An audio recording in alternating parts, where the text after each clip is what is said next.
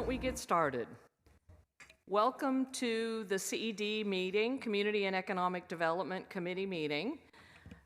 Last meeting we were here until 6 o'clock, so I'm hoping we're out a little bit earlier at this particular meeting. Before we get started, I want to remind the committee and members of the public to follow our code of conduct at our meetings. This includes commenting on the specific agenda item only and addressing the full body. Public speakers will not engage in a conversation with the chair, council members, or staff. All members of the committee, staff, and the public are expected to refrain from abusive language. Repeated failure to comply with the code of conduct, which will disturb, disrupt, or impede the orderly conduct of this meeting, may result in removal from the meeting. Again, this is the CED meeting, and it will now come to order. Can the clerk please call roll? Batra? Aye. Ortiz? Kamei? Here. Torres? Here. Foley? Here. We're at quorum, thank you. Great. The first thing we have to do is to review our work plan. There are some modifications to it. Item 1 is being dropped, the park development impact fee. Item number 2 is being deferred to our May meeting. That is the anti-displacement strategy status report. Item number 3 is being dropped. It is our emergency interim housing. And that's it. Is there, I guess we have to go to public comment on the work plan. Blair?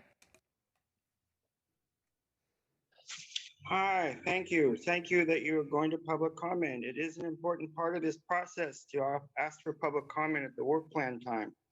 I wanted to comment on item 3, the city initiatives roadmap. You got good practices from the San Francisco Foundation analysis of cities' operational and financial sustainability models. I've mailed to yourself a few times now letters from a group called the San Francisco Homeless Coalition, and they have a report called SF CART that is it works with several housing advocacy agencies and just human rights agencies in San Francisco, and their interpretations of housing. What's needed, I think you'd really be interested in, and offers a really interesting package of not law enforcement, which is what Mayor Breed has been so strong with. We have a completely different system available in how to address things that I think really needs to be looked at besides this report you offer in this memo. So I mailed it to yourselves at city government several times, and I really hope you can review it. It offers a real important balance of what the readings you have in this item. They're important and good, but you really need what the SF Homeless Coalition is working on. It's with all the good groups of the city, and I really recommend to review it and alternatives to what and good choices of what there can be for the future of housing issues. Thank you. Back to the committee. Great. Is there a motion to accept the update on the work plan? I would so move. Second. Thank you. Any discussion? If not, then let's vote.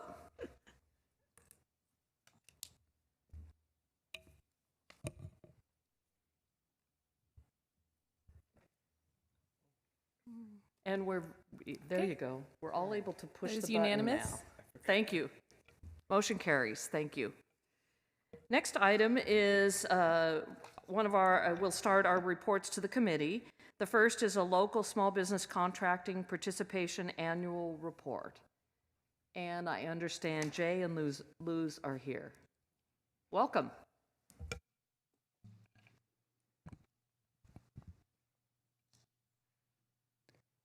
Good afternoon, Chair and Committee.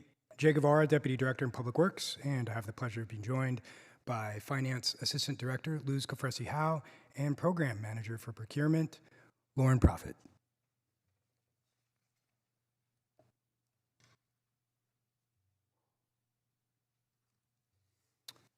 I'd like to remind the committee that the city has a decentralized procurement model. That means that the Department of Public Works is primarily responsible for contracts in CIP. Other departments are empowered to pursue their consulting services. And finally, Finance Department and their purchasing division is responsible for all other goods and services procured. Before we review the data for Public Works CIP procurement, I want to raise 3 points. Number one, the city is committed to making an impact with our local and small business participants in this process. Two, there are broad categories of major public works and minor public works. Major public works are defined for this reporting period, anything above $650,000, and minor public works are defined as anything below $650,000. Finally, point number 3, let's define what the city uses for local and small businesses. A local business, as defined by the City of San Jose, is one with an office located in Santa Clara County with at least 1 employee. A small business is defined by the City of San Jose as a local business that also has 35 or fewer employees. Now let's look at the data across these categories, starting first with major public works. We can divide the data across the dollar value as well as the overall participation. For the dollar value, you can see that 43% of the dollars went to local businesses, 2% of the local dollars went to small businesses. 39 construction contracts awards resulted in 23% of the contracts to local businesses and 3% of contracts to small businesses. The dollar value is likely the most meaningful metric, and comparing this number to those in other agencies often proves difficult. Please also take into account that major public works skew heavily towards sewer projects, and these often require highly skilled, specialized, large firms that are really the only ones that can be responsible bidders. The decrease in the fiscal year 21-22 period shows a slight decrease in the percentage of major public works contracts. There is an increase in the overall value of contracts awarded to local and local small contractors increased. 2 of the year's highest value contracts, paving projects valued at $17.8 million and $12 million respectively, were awarded to local contractors. A $5.5 million accessibility project and a $3 million park project were also among those awarded to local contractors. Now moving on to minor public works. This is really where we can see impacts made on the local and small business as defined. Again, starting with construction contract dollar value of $9.9 million, 49% with local businesses and 35% of those dollars with small businesses. Similarly, looking at the overall number of construction contracts, 65% to local businesses and 45% to small businesses. So really seeing with this subset for minor public works, we can have a high degree of involvement with local and small. Focusing on the dollar value, minor public works projects had an average of $413,000 in fiscal year 21-22. At least half of the minor public works contracts are ADA ramps and other road improvements facilitated by the Department of Transportation. For local, 49% of the dollars went to local businesses, in part because of those projects were done by the Department of Transportation.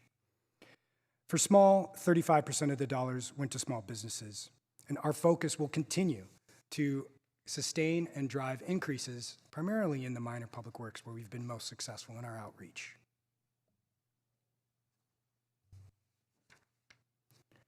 Uniform results, you can see the increase. I'm going to go through this quickly and happy to entertain any questions if need be, given the impacted agenda for today.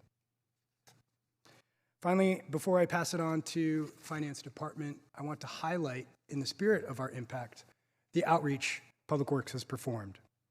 Online construction contracting seminar had 170 registered participants with 15 graduating. We've performed this since 2019, and it's a 6-week course that's now offered online. In 2022, that program went digital and allows all contractors to access the content on demand. Moreover, last year, we conducted our first Meet the Primes subcontractor event, where we had 186 participants with co-sponsorship from Valley Water and the Valley Transit Authority. We've seen limited impact with these programs, but wish to continue them. They are highly resource intensive, but it is one way to drive education in the contractor community to ensure we have the participation rates that you're seeing and the effectiveness in minor public works contracts. And finally, with the local and small business preference across both categories, City Council did increase that to 5% and 5% respectively. Please note that this applies to minor public works contracts only. And with that, I'd like to pass it on to Assistant Director Luz Cofresi-Howe. Hi, good afternoon. Luz Cofresi-Howe, Assistant Director of Finance for the city. Good afternoon, Chair Foley, council members, and the public. I'm here to present today the Finance Department local and small business inclusion numbers for this particular unit. Sort of as a reminder for what a local business is, they must have a current or valid San Jose business tax certificate and have an office in Santa Clara County with at least one employee. What that does is that gets you a 2.5% credit on, on low bid solicitations or 5% in points. A small business must first qualify as a local business and have a total number of employees of 35 or less. That's regardless of where the employees are located. This also gets you 2.5% credit in dollars on a low bid solicitation or 5% in points if it's a qualitative solicitation. So low bid is essentially price determinative. Those are the smaller bids. And then we have the qualifications-based solicitations. Those are generally the solicitations that the individual departments are doing for professional and consulting services. So numbers for the fiscal year FY 21-22 are in front of you. And as with Public Works, the dollar value, which is the amount of the award, is the most consequential metric. We have $302.2 million total dollars awarded in FY 21-22. Local businesses received 21% of those total dollars. Local and small businesses received 7%.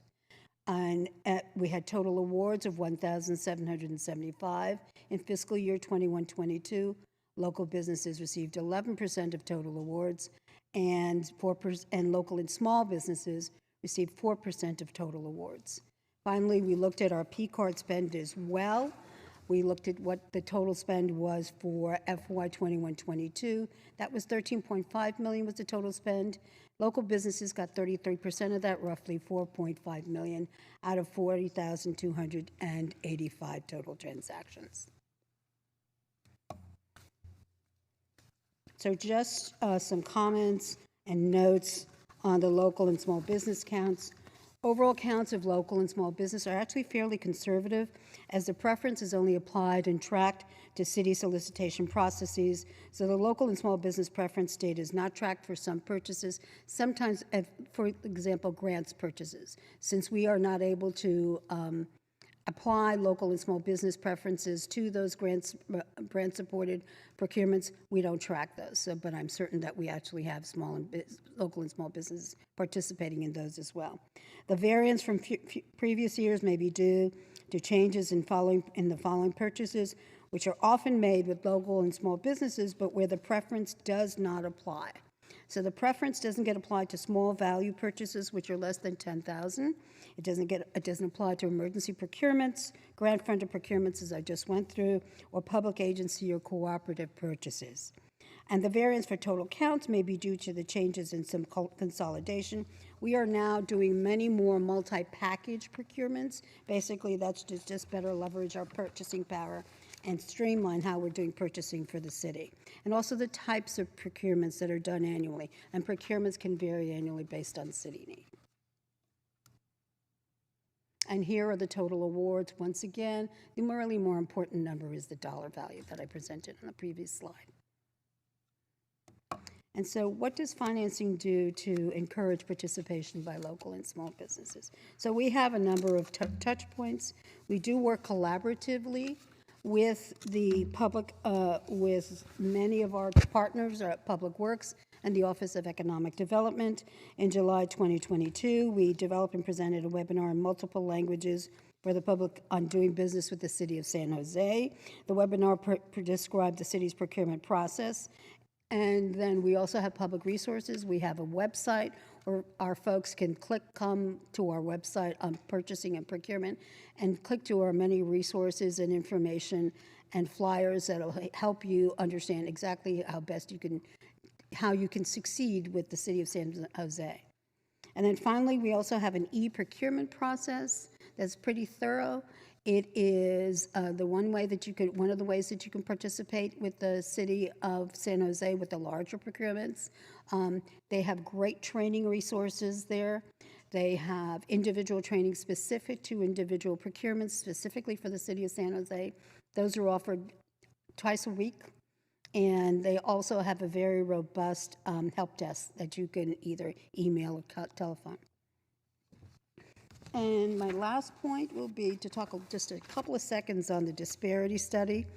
As you all know, because I think you've heard me talking about it under different items, the Finance Department is the lead on the citywide disparity study, and that's a disparity study of the city's procurement and contracting practices to evaluate whether those practices adversely impact participation by disadvantaged and minority-owned businesses. And we're going to actually start calling them diverse businesses. And so while the disparity study is not specifically focused on local and small businesses, it may provide insight, and we expect that it will provide some insight and potentially recommendations that may affect the way that the city tracks and reports on procurement and contracting outcomes. As such, our future reports may look a little different, but of course we'll walk you through any transition process. As you all know, the citywide disparity study is ongoing. We recently had a couple of sessions. They weren't as well attended as we like, but we continue to do outreach and continue to do a lot of outreach. The status report on the disparity study was presented at the February 16th, 2023 Public Safety, Finance, and Strategic Support Committee, that's a PSFIS meeting, and that report is also available online. And with that, we will, at your pleasure, any questions?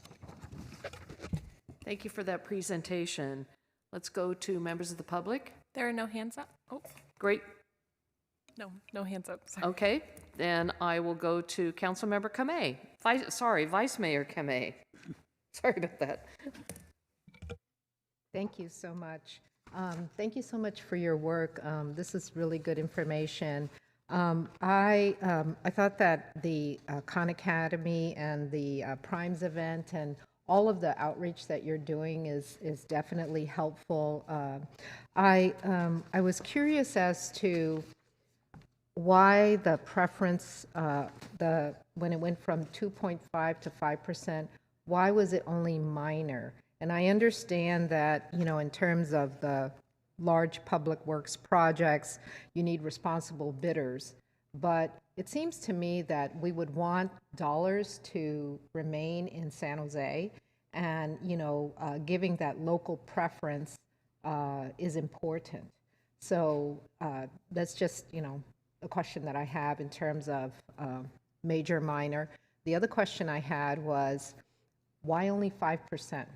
And when you went from 2.5 to 5%, did it make much of a difference? Thank you, Vice Mayor, for the question. Let me respond with two primary points. Number one, for the why, City Council decided to limit it for Muni Code purposes between major and minor. And the shift of 2.5 to 5%, the data gets interpretive. So in the presentation, Public Works emphasized the role of the specialization required for major, where you need contractors with the ability to handle those complex projects, and the number of projects. So when you get to any given year, Lauren and her team in procurement go through 50 to 80 procurements in any given year. And the mix of those procurements vary, right, depending on whatever's on our table. So in this set, apparently we can interpret the data that we were able to, with a mix of up to the 5 and the 5% bonus, the availability of the projects were conducive to high participation. But it's hard to separate because they're the right DOT-led projects with K-rail ramps. In another year, we could have projects that aren't as attractive, even though they're minor, and the market might not align fully. So I'm just trying, it's very difficult for us to ascertain if we move the volume knob and the treble and the bass knob, how we're coming out with the kind of music we want to call success at the end. But each year we're asking these questions, informed and driven by the data, and trying to find ways to keep moving the needle. So I would suggest sort of thinking about, you know, how you would make a difference for the local businesses, right? Because even if you're small, you know, you can never get big unless you're sort of like given the opportunity to demonstrate that you can, you know, work in and get that experience. And so I don't know that if in your process you have a way for the main public works contractor to have subs that are local, and whether or not that counts in addition to be able to assist in bringing up some of the local businesses, because I think that it's all fine and great to have, you know, businesses from other areas, but, you know, I think that we would want to see, or at least I would want to see that investment here in San Jose with local businesses, with small businesses that have the opportunity to get a little bit bigger as they gain that experience. So that's something that I'd like for you to consider. And, you know, I think that the same would be similar for procurement in terms of, well, I guess it's trying to get the small businesses to get to be larger businesses. But, you know, I think that any way that we can increase local business participation, I think that we ought to try it. And to me, I don't know, but 5% is like a little, it just, to me, it seems small. And maybe, you know, it doesn't allow for the diversity of whatever it is that is needed for the city, but I would consider being bold. I mean, why not 20%? And maybe you can tell me, well, you know, we don't have those businesses here. Well, then, you know, that should inform our need for going out and maybe attracting some of those businesses. But I think that we should be bolder in what we'd want to give preferences to our local businesses. So that's just, you know, my thought in terms of really trying to stretch a little bit and trying to reach our local community. The other thing is I appreciate the information on the finance and purchasing contracts. I'm a little bit interested in also understanding consulting services. There are a lot of consulting contracts, and I understand that's all done by departments. And I think that it would be very informative to really look at, in the same way that we looked at procurement and public works, these consulting services, and where are the consultants coming from? And, you know, whether or not they're local businesses or small businesses, or if they're from Colorado, New York, or somewhere else that, you know, they're not San Jose. So I think that it would inform us better if we had that information. So those are my comments. Thank you. If I could respond on behalf of, pardon me, I'm working off a cold. I don't have COVID. Okay, let me just state that. So the actual 5% and the 10% on the finance purchasing side does make a difference. So if you look at the 5% for local and small businesses, those are for the low bid contracts. So they're already at rock bottom for their pricing, supposedly. And so that 5% can make a real difference. And if you're doing consulting procurements, that 10% can make a difference. Let's assume you have 100 points. All of a sudden, you've got 100 points, which is an A+, and then 90, which is back to grade, but maybe an A, maybe. But you've really got a really significant difference. So it can make a difference in procurements, especially when we have smaller pools of folks and their skill sets are very sort of similar. You really get to a point that 10% in points or that 5% off dollars really can turn a procurement around. And in terms of addressing consultant contracts, I mean, if it's all done within the departments, you can get all kinds of varieties. So how do we track that? Who tracks that? Nobody tracks that? Well, we do have information on procurements that go through. I mean, it's not extensive. We don't have a easy way of tracking that information. We're finding that out actually as we do the disparity study, because we've gone back 5 years and it's become quite an intensive process to analyze that. We simply don't have the technology in place to do that sort of analysis. We can certainly provide you that information for the last 5 years as part of the disparity study and would be happy to do so. Basically give you a heat map of where these consultants are coming from.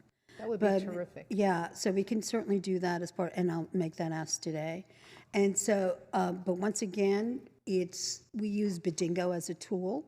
We go far and wide. We ask people to basically ask anybody who's got a skill set in the particular item and the particular services that they're looking for to do that. And then also be proactive about looking for local businesses and small businesses. Thank you. Thank you. Councilmember Torres. I just want a motion to accept the report. I'll second that. Thank you. That's wonderful. Councilmember Batra.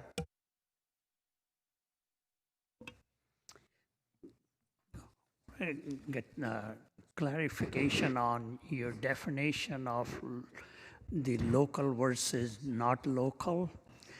Is it possible to call somebody who is a non-local, maybe headquartered in LA or something, but they're employees who are actually performing the work, especially on the major projects? Since this business is a repetitive business, their employees are located here, they still will be considered an outside, you go by the location, headquarter location, right? Thank you for the question. Business is considered local so long as they have one office in the county with one employee. Oh, right. So it's not necessarily the headquarter location we are going by. Okay. Okay. So on your, I think you mentioned in your report,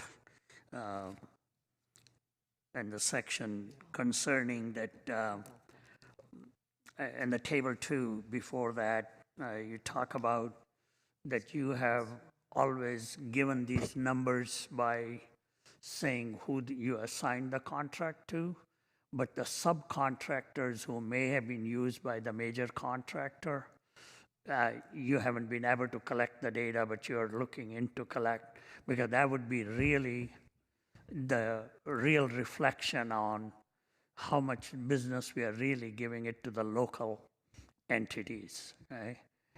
So could you just comment that, because I know that looked very important and interesting piece of the thing, that's the direction you're heading on. Could you just comment on, I know it's not that easy a collection of the data, okay? Thank you, Council Member, for the question. It's a great idea. We don't have the data yet. You're not the first to ask the question about tracking the results and participation for subcontractors. In that spirit, at least at the front end for the education, that's what informed and continues to inform our Meet the Primes event. So with the 31 primes there, the several subcontractors encouraged to make those connections and to participate and see how they can add value with the overall packages submitted by a prime and thus start participating as a local and small business, even though they might be a sub. So a great question. We're seeing if we can pursue tracking that, but we don't have those systems set up right now. No, and that was your comment. I was repeating it back because you intend to collect it, and that's a great intention, all right? Because it is going to bring a lot more transparency to how much local business we are truly doing, okay?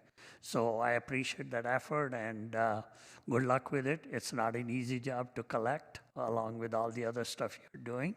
So best of luck. Hopefully soon you will bring that data to the, okay. Thank you.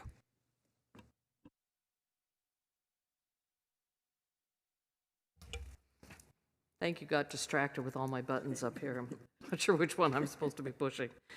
I just had one quick question, and I really appreciate the report about small and local businesses and the distinction between major and minor projects.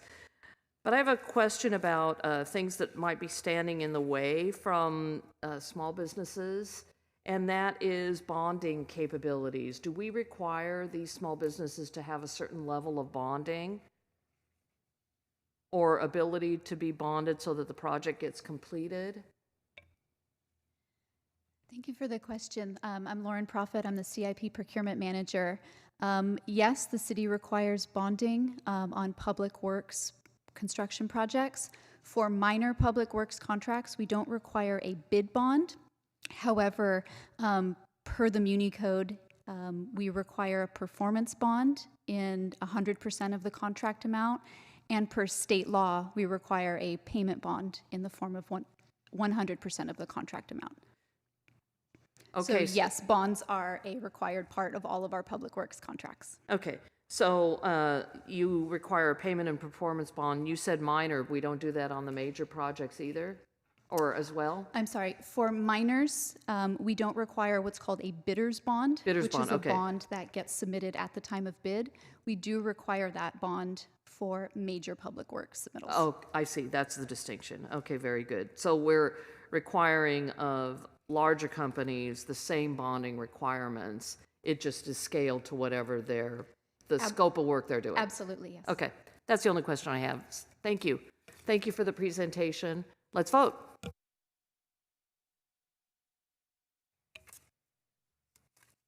That's unanimous. Thank you very much. Next is the City Initiatives Roadmap Small Business Recovery Resilience Status Report. I think we have a different team joining us.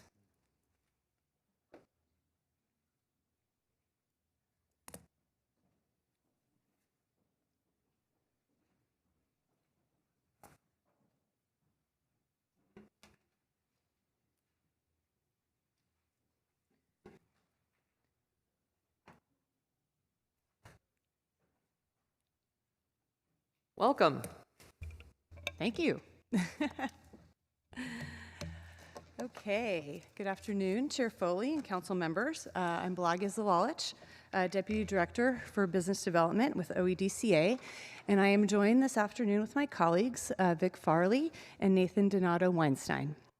Vic leads the work of our team that is focused on small business assistance and strengthening our neighborhood business ecosystems. Nathan has also been working in this realm as well, but more focused on efforts with larger commercial, R&D, and industrial businesses. I'm very pleased to announce that Nathan has been promoted to assistant to the city manager and will be taking over my previous position as downtown manager, actually as of today. Congratulations.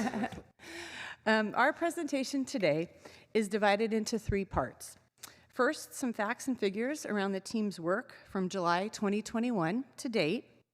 Then a little bit about the challenges that we've heard from the business community and what we're doing with respect to our work in response to those challenges. And then lastly, the focus of our work moving forward. So with that, I will hand it over to Nathan to begin the presentation. Thank you so much, Blage, and thank you, Chair. So I'm going to start by kicking us off with a brief review of some important local economic vital signs to sort of set the stage for where we are, economically speaking, in San Jose. So first, some context. San Jose has just over 60,000 active businesses with a payroll and a further 20,000 non-payroll businesses. And those are businesses like sole proprietorships. And here is some good news. So Vic Farley did some research using city business tax data, thanks to the finance department. And we learned that for the last 10 years, every council district has actually seen more businesses open than close. So this is good. In total, all of our businesses sustain about 435,000 jobs within the city of San Jose, and 98% of our active businesses are small businesses employing fewer than 35 people. And while small businesses vastly outnumber large businesses, both of these segments are critically important. So small businesses, as we know, spur wealth creation for all city residents and sustain vibrant and diverse local neighborhoods, while large businesses account for actually around 60% of the total jobs in the city, so they're super important for our job space, and they tend to be critical tax generators. For San Jose to succeed, we need both small and big business. I won't discuss each vital sign here, but generally what we're seeing recently are sort of some mixed signals, and I think we're pretty familiar with this. So on the one hand, unemployment remains historically low, though this number has just crept up a little bit. It's now 3.5% as of March. Consumer spending is exceeding pre-pandemic levels, believe it or not, and our industrial and research and development commercial vacancy rates actually point to strength in those markets. On the other hand, continued inflation is sapping consumers' buying power and making things really tough for business owners. Tech companies have been accelerating layoffs, and the work from home trend continues to pressure some business segments. And there are signs that the broader labor market is slowing down. The upshot here, I think, is that it's really important to keep our momentum around business support and business development as we plan for continued headwinds ahead. So the numbers on the next two slides highlight just some of the business development team's activity and outcomes since around mid-2021. And this slide focuses primarily on some of the larger corporate engagements. So staff host numerous outreach meetings every year focused on attracting or retaining corporate investment and problem solving. And these efforts may pay dividends through jobs that we can attribute to our work being retained or attracted in the city.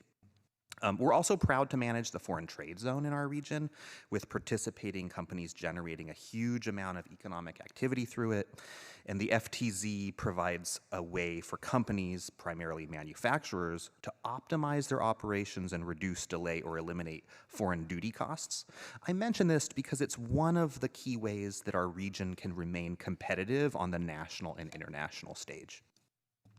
Next up, support for small business is at the heart of our work, and that's what this slide is all about. So in terms of small biz, our focus right now is really around capacity building local business leadership and networks to ensure we are building up those muscles in the communities where it's needed. The establishment of the small business team over the last year has accelerated this work. Vic's going to talk a bit more about that. Collaboration and support for our business support organizations through the Business Owner Space Collaborative has ensured more than 10,000 businesses a year have had direct access to free advice and support. And I just want to highlight, through City Council funding, we're fortunate to have several business assistance grant programs, including the Storefronts program and the Rent Relief program, with some key outcomes described on this slide. Finally, our regular business neighborhood walks and webinar initiatives have been really well received by business owners. We also want to highlight the work of our small business allies housed within planning, building, and code enforcement. Vic has a cool stat coming up on them. Finally, just a sampling of some exciting business move-ins, leases, or expansions we've seen over this time period. So key points here, I think, are that innovation remains alive and well, even as some of our office sectors remain sluggish. So we have seen growth in areas including advanced manufacturing, biosciences, electric vehicles, battery tech. Tenants who are active in the market are looking for flexible real estate with elements that support R&D, such as good power infrastructure, things like dock doors and high ceilings. And of the tenants shown here on this slide, nearly all of them have some kind of lab, warehouse, or manufacturing component, and it really shows the importance of our city holding on to that type of real estate if we're going to continue to remain competitive for these types of users. And then in terms of retail, our retail market has held up relatively well over the last few years, believe it or not, though new leasing activity has been sluggish, and we have seen some consolidation in certain sectors, such as drugstore, as some of our big national players pare down their store fleets. Most of the activity shown here has involved a retailer backfilling existing spaces as opposed to ground-up new construction, and we're fortunate to have seen some of this growth coming from folks like grocery anchors who are looking for opportunistic expansions. So I'm going to now hand it over to Vic, who's going to take us to the next phase. Thanks, Vic. Thank you, Nate, and good afternoon, committee members. I'm delighted to be here and give you an overview of the work that we've engaged with. I'll be describing the business development team's work in the context of some of the broader business trends that Nate has just referred to, in order to better explain why we're doing this and what we've learned during the pandemic and listening to small business owners themselves when they tell us their stories. A key feature of the work in the past year has been the investment made to bring in expert consultants to work with local business neighborhoods and local business corridors. The progress made in the Monterey Road and Tully Road business corridors are important exemplars of the work. And as we go forward, the team is broadening out this work to fund consultants in the Alameda, East Santa Clara Street, Alum Rock Village, Kai Willow, and the Winchester Boulevard neighborhoods. To take account of this expansion in partnership with local business leaders, we have designed our first ever citywide business neighborhood operating plan to build collaboration, highlight priorities, and make best use of resources. Our long-term goal is to ensure that local business neighborhoods are self-sustaining and wherever possible establish an assessment-based district as a vehicle for long-term resource attraction and business oversight and control. Next slide, please. We know that at every local level, many businesses have struggled to fully recover from the economic impact of the pandemic. OED funding has supported a number of projects, most prominently the Latino Business Foundation, who opened their new small business center at Quetzal Gardens, and I'm delighted to report that since that opening, over 900 businesses have been advised, supported, or engaged in the past 9 months. In addition, we've designed and completed a highly competitive procurement process and are in the final phase of awarding 3 new contracts to increase the capacity of our free technical assistance and ramped up the promotion and marketing of all our business grant programs. Finally, we meet regularly with all our partners on a monthly basis. Collaboration runs fundamentally through all our work, particularly in the business owner space network. Next slide, please. The pandemic exposed and accelerated the need for many small businesses to have an effective online sales and marketing presence.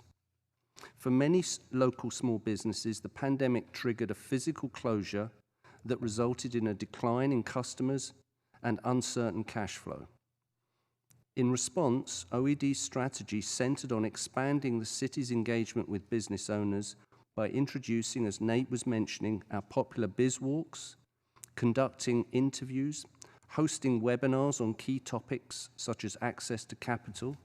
And in your memo, we make reference to the $3.4 billion of federal pandemic loans and grants that were secured for businesses with a physical address here in the city of San Jose. And making referrals to free business services has become far more culturally sensitive to need and resource allocation over the past 12 months.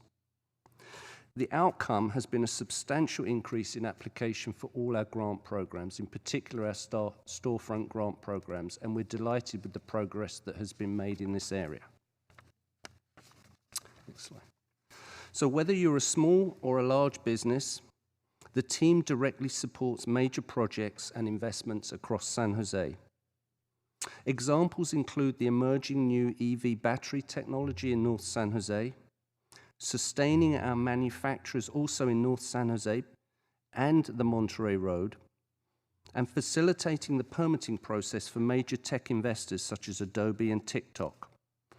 Our international programs manager, Joe Hedges, oversees the foreign trade zone that Nate referred to, and we're also now actively engaged in new work, reaching out to major chip manufacturers to assist in securing benefit from the federal government's CHIPS Act initiative.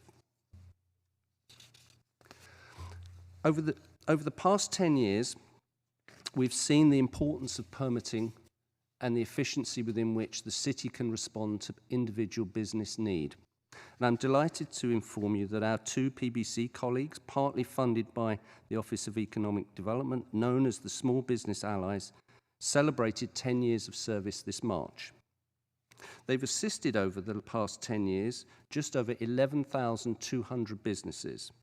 And in 21-22, the last year in which we're reporting, the Small Business Allies assisted over 1,400 businesses, including 420 whom they guided directly through the required permitting process. In addition to the Ally program, there are a number of other initiatives that you see outlined on this slide by which the team assists both large and small businesses to navigate this process of doing business in San Jose. Our facilitation is fundamental to securing investment that creates and sustains both employment and wealth for all our residents. So in talking with businesses of all sizes, we know that accessing local workers and retaining employment continues to be a challenge, in large part due to the high cost of living. And this challenge reverberates through the economy in many ways. So our team includes a housing catalyst officer who focuses on housing policy and facilitation. This role coordinates the housing team, the Catalyst team, which is an interdepartmental team that meets twice a month and is focused on the production and preservation of housing in San Jose. This position has played an important role in working on our new site inventory for the housing element, launching the new Housing Site Explorer digital tool to make it easier to find developable sites, and leading the work around the cost of residential development. Thank you very much. So in addition to what you've just heard from Vic, which was a lot, the team has a number of important other initiatives that we are involved with. The four most prominent are those described on this slide. 3 of the 4, numbers 1, 2, and 4, are council-directed initiatives and focus on portions of the city's underserved business community. Number 3, the CHIPS Act promotion, is extremely important to our innovation ecosystem and also to the city revenues that are generated. So looking ahead, the next 2 slides outline the major work areas for the team moving forward over the next 12 months. We are focused on 1, strengthening targeted commercial corridors, which includes launching new business associations, filling key staff positions, working with businesses on business support initiatives, and the formation of a community benefit improvement district along Alum Rock. 2, building the small business ecosystem with the launch of the Small Business Advisory Committee. 3, providing direct financial assistance to small businesses in need and assistance with access to capital. Access to capital being the key to a business's long-term success and sustainability. And 4th, more closely monitoring the economic health of the city's commercial districts for enhanced outreach and delivery of services. And as we conclude the presentation, I would like to acknowledge the people that do the work that we have just described here, and much, much more. A number of them are in the audience this afternoon. And given the size of our city and the number of businesses we have to engage with, you can see that it is a relatively small team. However, each is a dedicated professional and understands the importance of having a robust business ecosystem in our city. I'm very proud of all of the work the team has accomplished and extremely grateful to each one of our team members for their continued contributions. And with that, staff is here to address any questions you may have on our report or presentation. Thank you very much. Great, thank you for that presentation. As a former small business owner, it makes me happy to see the numbers of how many small businesses we have and how many employees that involves, but it also makes me a little sad that I no longer have a small business. So I'll talk a little bit about that in a minute. Let's go to members of the public. Jesus Flores? Yes, thank you. Dear Chair Foley, Vice Chair Torres, and members of the committee, my name is Jesus Flores, Executive Director of Latino Business Foundation Silicon Valley. I'd like to express my appreciation for the great work of the Office of Economic Development in supporting small businesses, especially those in areas most affected by COVID-19. As co-chair of the Supporting Small Business Committee for the City COVID-19 Recovery Task Force, I am proud of the significant impact our joint efforts have made, and I thank the council members for approving our recommendations to continue supporting small businesses. As mentioned in the memo or presentation, one important accomplishment was the opening of the Quetzal Gardens Business Resource Center, which supported over 700 small businesses last year, with 80% being women-owned. Our commitment to helping small businesses continues, including our ongoing support for Berryessa free market vendors. I appreciate OED's comprehensive vision, recognizing the importance of both small and large businesses, large business employees, community members who then become clients and customers of small businesses, creating a thriving ecosystem. The memo highlights several OED accomplishments, such as the flea market vendor assistance and transition planning, and the successful implementation of financial assistance programs. Their collaboration with community partners shows OED's dedication to addressing our business community needs. Again, I want to convey our appreciation for the Office of Economic Development's tireless work in fostering a vibrant, resilient business community in our city. Thank you. Back to the committee. Thank you. Councilmember Torres. Great. Good afternoon, and thank you to our Office of Economic Development. So, Nathan, congratulations on your new promotion. And of course, thank you to Juan and Swan. I see that these two incredible individuals helped 2,620 businesses throughout San Jose, a city of 1 million. So, thank you for that. I know that Juan and Swan work hard because I was part of SJDA, who was always bugging them about potential small businesses opening up. And believe me, they really helped out these small businesses. So thank you to our mighty team. I do have a couple questions. I see that the city-wide office vacancy rate is 20%. Do we know what it is in downtown San Jose, the downtown core? Yeah, thank you, Councilmember Nathan Donato Weinstein. Downtown is elevated, and it's likely to continue to rise in terms of vacancy as for a couple of reasons.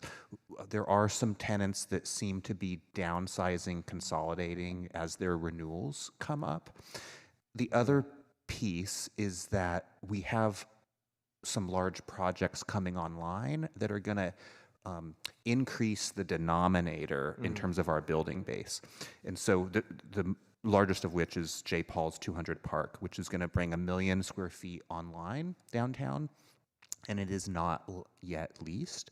It will get there, but it will not come to market leased. And so we should expect our downtown office rate to rise. It could approach, going towards the upper 20s, relatively soon, right? And so the big brokerage houses do these quarterly updates. We expect them all to put out the Q1 really, really soon. They might already be out. But we should expect and sort of be ready for that to be the case downtown. Okay.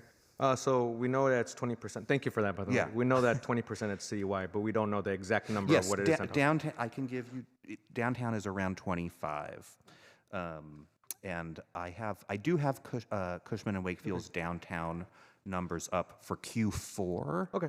And they peg us in the low 20s. Okay, great. And of course, we see a higher vacancy rate in downtown because of the new thing that COVID-19 created, right? Which is working from home, remote work. Yeah, I mean, the city of San Jose has a couple of really important office hubs. One of them is downtown. Another one is the airport submarket, which is actually experiencing a higher vacancy rate currently than downtown is. And so, the work from home revolution has changed the game in terms of pure office space. The good news for downtown is that the building base here is the good or bad news, right, is that the building base downtown is relatively small. And so it doesn't take a lot of movement to move the needle significantly in one direction or the other, right? So we have tenants that leave, put 20,000 square feet up for a lease. That changes the numbers here in a way it wouldn't change the numbers, for instance, for the R&D market in North San Jose. Great. No, and for those of folks who are listening through Zoom and in the audience, though we don't have an audience today, we have mostly city employees. I asked that because we all know that it trickles down, right? When these folks are staying at home and working remotely, that it trickles down to our small businesses, right? Downtown is a ghost town on Monday afternoon and Friday mornings, right? There have actually been times where, some of my friends or family are like, hey, let's go have lunch, Monday around City Hall, and I'm just kind of like, no, we can't. We might have to drive to downtown Willow Glen because everything's closed down around downtown San Jose, because we know that Tuesday through Thursday is where folks come to work. So that's why I asked. The other one is and I don't know if this is a question for OED or housing. We know that AB 2011 and SB 6 passed, where it makes it easier for commercial plazas to be converted into housing. Has anybody in the city signaled to us via OED or housing that they want to build in one of our many commercial centers, housing, or is that more of a housing question? Councilmember, you're talking about conversions? The conversions, Have we had much interest in conversions? I would say there have been some folks poking around. Obviously, there are some conversations we've had around potential downtown conversions. I think that you have also been privy to, but I wouldn't say that we're receiving an inordinate number of inquiries about that. Great, and I think as a city we need to be aware of that because, California, our state assembly made it way more easier for housing developers to build on commercial, in our commercial zone, and me as a houser, but also someone who supports small businesses, torn in the middle. And though we need housing, we also need small businesses because we all know with urban villages coming in, it's displacing some of our small businesses temporarily. So before I end, I do want to say this. I know that we have a small and mighty team, and I've already thanked our Office of Economic Development team. But I also want to thank, Jesus just spoke, I also want to thank our Latino Business Foundation and folks like Prosperity Lab and Community Strong Solutions and Hispanic Chamber of Commerce, who helps us and San Jose Downtown Association, can't forget them, who actually help us with our small businesses in and around our city. Because we can't do it alone, as we all may know. So it is great that we have private-public partnerships with many of these organizations that hyper-focus on monolingual small businesses, right? Latino, Vietnamese, Filipino, etc. And then my last question before I motion to accept the report, do we have a one-stop shop for small businesses where I know that we have one for the restaurants, our streamlined restaurant program, but do we have one for any small business where they either set up an appointment with Office of Economic Development or come into the first floor, where in that one stop they are able to get their permits for, code, for, the grease panel if it's a restaurant, the front sign if it's a front sign, the store activation grant, as many small businesses are utilizing this amazing storefront initiative. Is there a one-stop shop for our small businesses to open up in the city of San Jose? So, Councilmember, I would say there is a coordinated effort, but there is not a one-stop shop. Oftentimes, it's not kind of one permit that you need. It's not every permit is sometimes it is, quite honestly, but not always. And those permits are handled through different departments. The grants are handled through different departments. So what we try to do with the small business allies, with those partners that you just mentioned, our private sector partners, and then within our CSA, is to be as coordinated as we possibly can. So any one of us, if we get an inquiry from a small business about wanting to start their business, we're able to direct them, exactly who to go to. And I would say that Juan and Swan are probably as close to the one-stop shop that we get because they have kind of the access. They have a lot of knowledge between the two of them, but then they also have kind of the citywide access. Okay, great. So thank you for that. I think we need to continue to explore a potential one-stop shop. I know that you all work together, but from what I heard from small businesses is they don't like getting bounced around, and some folks don't know, right? Especially our folks I just mentioned, our folks who are monolingual, Spanish-speaking or Vietnamese or Filipino or etc. But with that, I motion to accept the report D2. I think we have a motion and a second.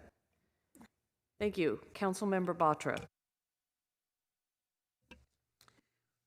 Thank you for the very promising report with a good outlook, in spite of the kind of environment we are in, where the tech industry may be going in a downtrend. And I was very pleased to read on your page 9 the role of the planning department in terms of a quick turnaround for 60 businesses. And in 2021 and 21-22, and the next year, 22-23, 80 businesses getting a quick turnaround.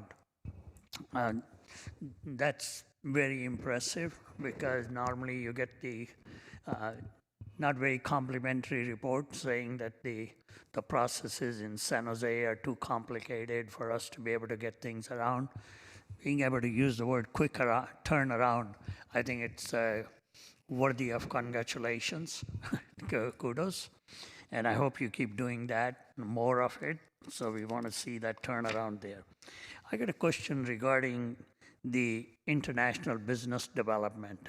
Okay, are you proactively reaching out to the foreign corporations, or you just ending up because of we have the trade zone, which looks like is one of the most popular trade zone, the number 18, and could you just comment on your international outreach or the companies, international companies? Sure, council member. So I would say that in the last 3 years, because of COVID, the focus of our business development efforts has really been kind of turned around and turned on its head and focused on the small businesses here in the city that were most substantially impacted. And so over the last 3 years specifically, we have not been doing proactive international outreach. However, because of kind of San Jose's reputation, we still continue to get kind of incoming inquiries. And obviously we've had our international programs manager has also been here and has, some deep relationships with companies that are either foreign owned or have foreign investments. And so we do get approached by those companies. Part of what we are doing looking forward is taking a look at kind of our corporate outreach strategy, and that includes international programs, and kind of assessing how we best approach that to basically maximize benefit to both cities and to companies that are looking to either establish or grow their presence here in the city. Okay, thank you. The last question on your small business.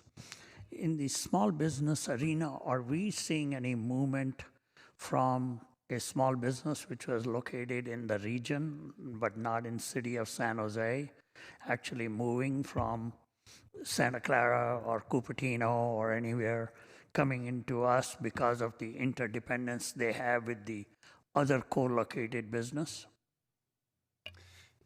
Thank you, Councillor Batra, for the question. The short answer to your question is yes, but they tend to be the larger businesses who want to relocate for one of two reasons. Firstly, the cost of their current location, and they can find a suitable alternative here in the city of San Jose at a lower cost for the equivalent amount of space. And secondly, in terms of maintaining the workforce. Part of the attraction to being in the city of San Jose is that you've got a 360-degree circumference in terms of the movement of labor. As distinct from the further you travel north, the travel to work patterns change, and therefore many of the larger employers see a distinct competitive advantage to being here in the city of San Jose and close to the 280, the 101, the airport, and North San Jose and the 237, and that plays to our natural strengths. In relation to smaller businesses, there is a parallel. Yes, we do see businesses choosing to come to San Jose either for one of two reasons. Again, the cost advantage. They want to choose to locate here. And secondly, the opportunity for customers. We're a bigger natural market, and you see that particularly, for instance, in the Monterey Road area, where you have many Vietnamese, Hispanic businesses choosing to locate here by virtue of the community that they serve and the customers that they have. And that adds to the sort of thriving nature of our neighborhoods that we as I think we've tried to reflect in our presentation to you, is part of our sort of core investment over the course of the next 12 to 18 months to really try and drive forward the recovery across many of our key neighborhoods. So thank you. One last question. I've seen one of our state senator trying to initiate a bill because the PG&E has not been connecting residential customers quickly enough, and he's going to put some time limits on that one. Are our businesses experiencing any of the same problem? Yes, is the short answer. And the complication around this tends to be on the specific needs of the business and the power increase that, for instance, a particular business must have in order to be located in that property on that site. And so, yes, we have to, when we do our development facilitation work, whether you're a large or a small business, we do have to engage with the utility companies and PG&E to get some kind of timeline. And if that timeline doesn't work, to then try and use our office to try and support that business with getting somewhere in a better place with a defined time. And the truth is that can be very complex, because it's not just that PG&E or that one utility company, but there's a knock-on effect. And the business is trying to make an important investment decision based on a timeline and needs certainty in its decision-making in order to commit that investment. So PG&E is one of the major kind of questions we have to consider whenever we're talking to a business, that they understand the implications.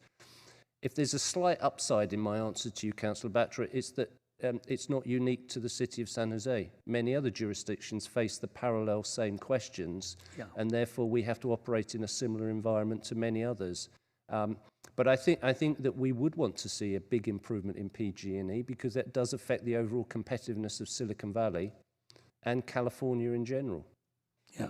And just to add a quick comment to what Vic was saying, not only with our small businesses, but especially with our larger developments that are coming through, that is a challenge. And that is a challenge that is recognized at our senior leadership level in the city. And there are many conversations happening with a high level folks at PG&E as well, because we know that this is extremely detrimental to development and future growth, both on a large and a small scale. Yeah, so we'll be watching that Senate bill together very carefully. Even though I believe that that Senate bill only covers residential and putting a 60-day time limit on it. So, but we'll watch it carefully, what happens there. Thank you very much for the report and excellent work. Thank you. Vice Mayor Kamei. Thank you. I too would like to express my appreciation for all the work that you've done. I know that the last few years has been extremely challenging for everyone. So thank you for all the workshops, the outreach, and just multiple things that you've been able to do. I have a couple of questions, and maybe I just missed it. I was curious as to when you're looking at the number of San Jose business by site and council districts, is that information from a business license? What is the data source for that? Yes, that's correct, Councillor Kamei. That is the business tax license data set. Okay. Who are the sole proprietors? It's such a high percentage.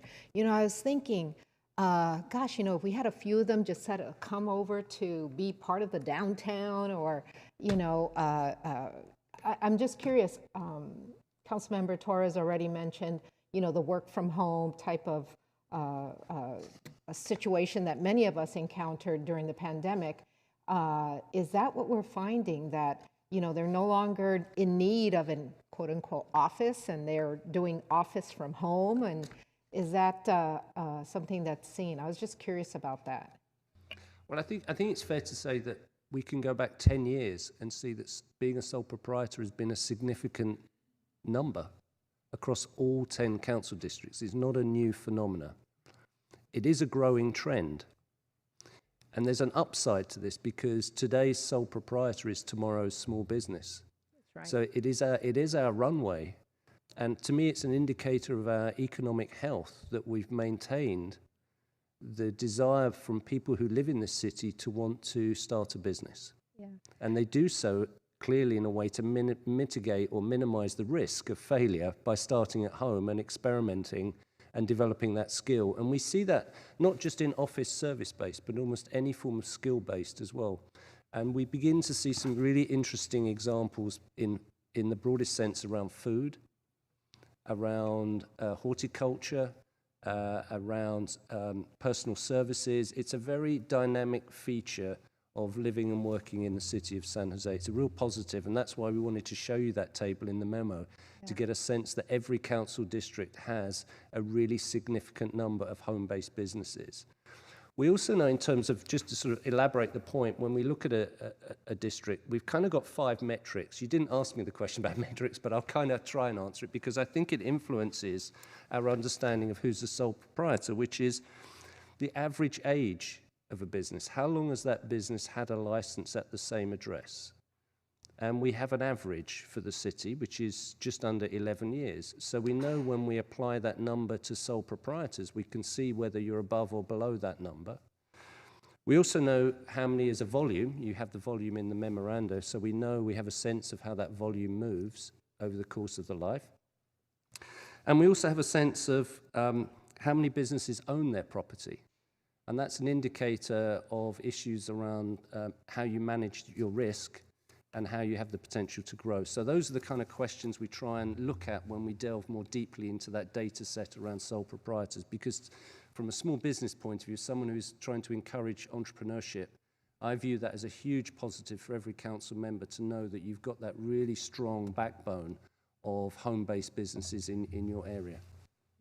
No, I thought that was very fascinating, and it's going to bring out the competitive nature in some of us to say, we want more small businesses. So I thought that was really very informative. And speaking of trends, I also noticed that in your work plan, you're going to have a new economic dashboard. And one of the things that I think is always important is really looking at the trend and how that trend has been over time. So I'm really looking forward to, having that as a source of information for each of us. So thank you so much.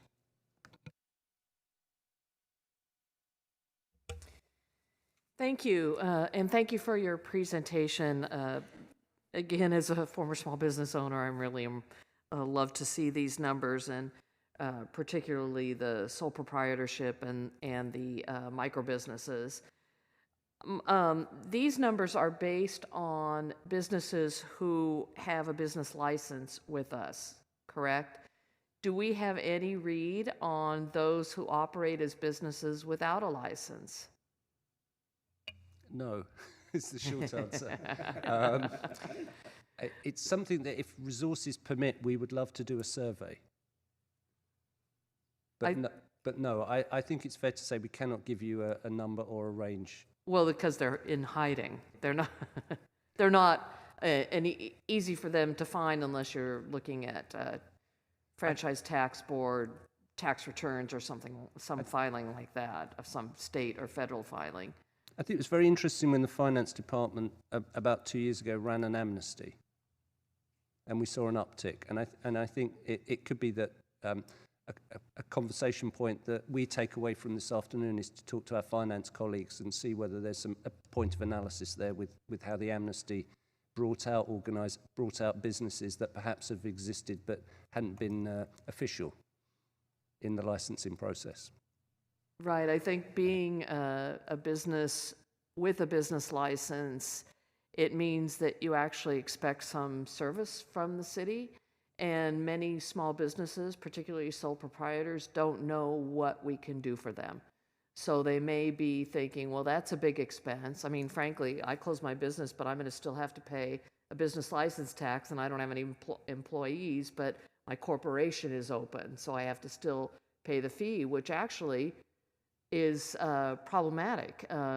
Businesses may be closed for one reason, but they're staying open to file tax returns or for whatever reason. So I think if we can make an argument or a pitch as to why it's relevant and why they're getting services as related to a small business. For example, being able to have PG&E, assistance with PG&E. The small business allies are really great opportunities, but also small businesses need human resources help. They may need legal contract help on leasing and reviewing leases, things like that. So I really do appreciate the work. And Vic, you mentioned a survey, but I'm going to ask you about a survey that we do when businesses are closing. Do we ever survey those businesses to find out why? Why are they closing their doors? And they all have different reasons, but it'd be interesting to know, particularly downtown, if they're closing and moving to another city or closing because they're tired of not having enough activity downtown or whatever it is. And to Councilmember Torres's point, it is important for us to get as many people downtown as possible. And I brought my city council staff 4 days a week downtown. So we're here Monday through Thursday. You're welcome, by the way. So you know all the places to go to eat on Mondays. I know. Well, now I know we can't. And no, you can actually. There are places to eat on Mondays. Okay, you're going to have to give me a list. On Tuesdays, Wednesdays, or Thursdays, but there are places. Thank you. I would say that, specific to downtown, that is one of the places where, as Councilmember Torres mentioned, kind of our private partnerships through the Downtown Association, they have more kind of regular conversations with businesses in the district that they represent about why they're closing.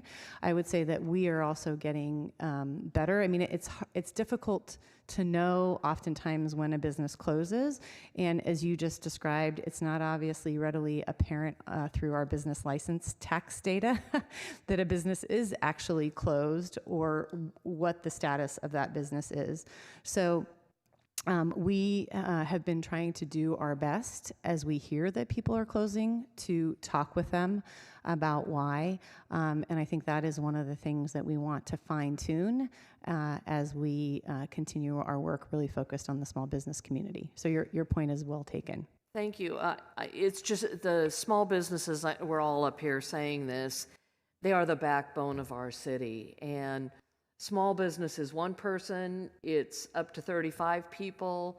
That, to encourage them, to support them in any way we can is really, will pay off to the city, but also more importantly to the small business and their employees families. So I really appreciate this report and our emphasis on small businesses and making sure they're healthy and thriving.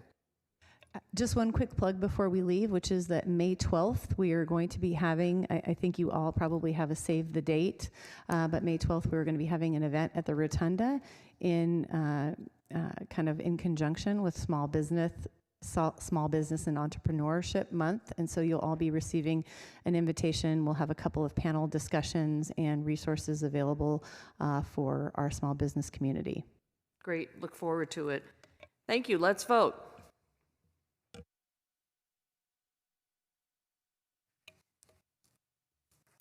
Carries unanimously. Thank you. That's it for the small businesses. Let's move on to the next report, which is on reemployment and workforce development status report.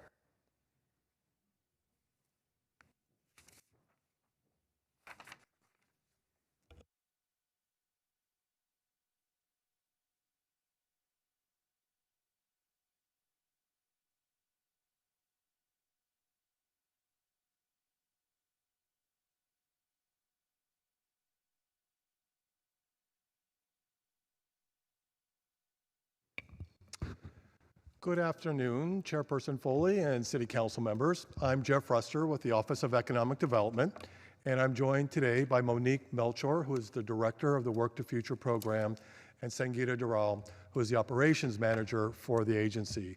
And together, they will present today an update on Work to Future activities, and as well as kind of the related update on the reemployment and workforce development component of the city's roadmap. And if you don't mind going to the next slide.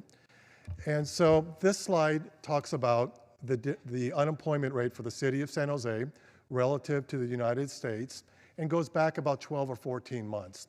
But before I talk about this slide, what I really wanted to do was kind of rewind, and I'll do this very quickly, going back to April of 2020. At that time, the unemployment rate was 12.5%. And that was due to COVID, shelter in place, and overnight, within 3 or 4 weeks, 50, 60,000 people suddenly lost their jobs and were furloughed. And so the unemployment rate skyrocketed literally within that time frame. But that number, though it shows a lot of economic and emotional distress that was happening at the time, doesn't really talk about how deeply that downturn cut into certain segments of our community, particularly communities of color. The unemployment rate at that time was 18, 19, sometimes 20% for certain segments of our community during that very tumultuous time. And if you fast forward to April of 2021, that employment rate had dropped within that 1-year period down to 5.4%. But again, the communities that were lagging were those same communities that had been hit hardest during the 2020 downturn. Go forward one more year to April of 2022. Just a year ago, the unemployment rate was 2.4%. We had a really robust economy, but again, the unemployment rate for the Black, Indigenous people of color, BIPOC by the acronym, was much higher than what that number would otherwise dictate. Another thing that had crept very much into the picture was inflation. It was running at an annualized rate of 9%. And so forgetting race and ethnicity for the moment, inflation hits low-income households harder, all things being equal, because they spend a higher percentage of their available income on food, transportation, rent, childcare, and the like. And what I would add during that 2-year period of time, from basically March of 2020 to April of 2022, Work the Future's offices, along with most of our partners, were either fully closed or partially closed. We did not begin to even be able to meet one-on-one with clients until roughly October of 2021, so 18 months after shelter in place. And over the next 4 to 6 months, until April, that's what we did. And it was really on April 25th of last year that we had our first job fair and we did our grand opening at the Las Plumas Center.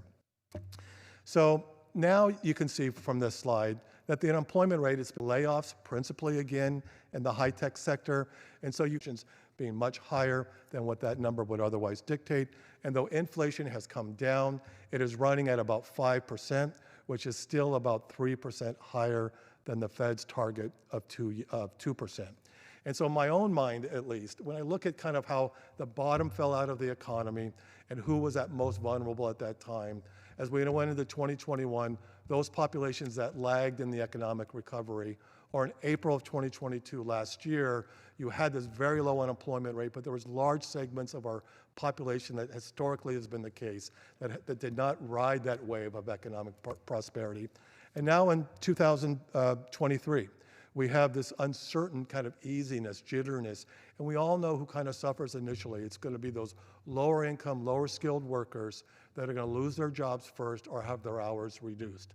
And what I am most proud about in terms of what the work of what Monique and Sangeeta do along with our board is that it has always been, not just because of COVID, but going back to when this agency was created some 20 years ago, that's who we've focused in on. And that has been a constant throughout the time that Work the Future has been around. What has changed, though, and Monique is going to maybe go to the next slide, what Monique will share with you is what has changed in terms of our services, our service delivery strategy, and also some of the service highlights. Good afternoon, council members. Monique Melchor, Work to Future. Nice to see you. Yes, I'm going to talk about some of the changes that did transpire during our time during the pandemic. We did shift to virtual services.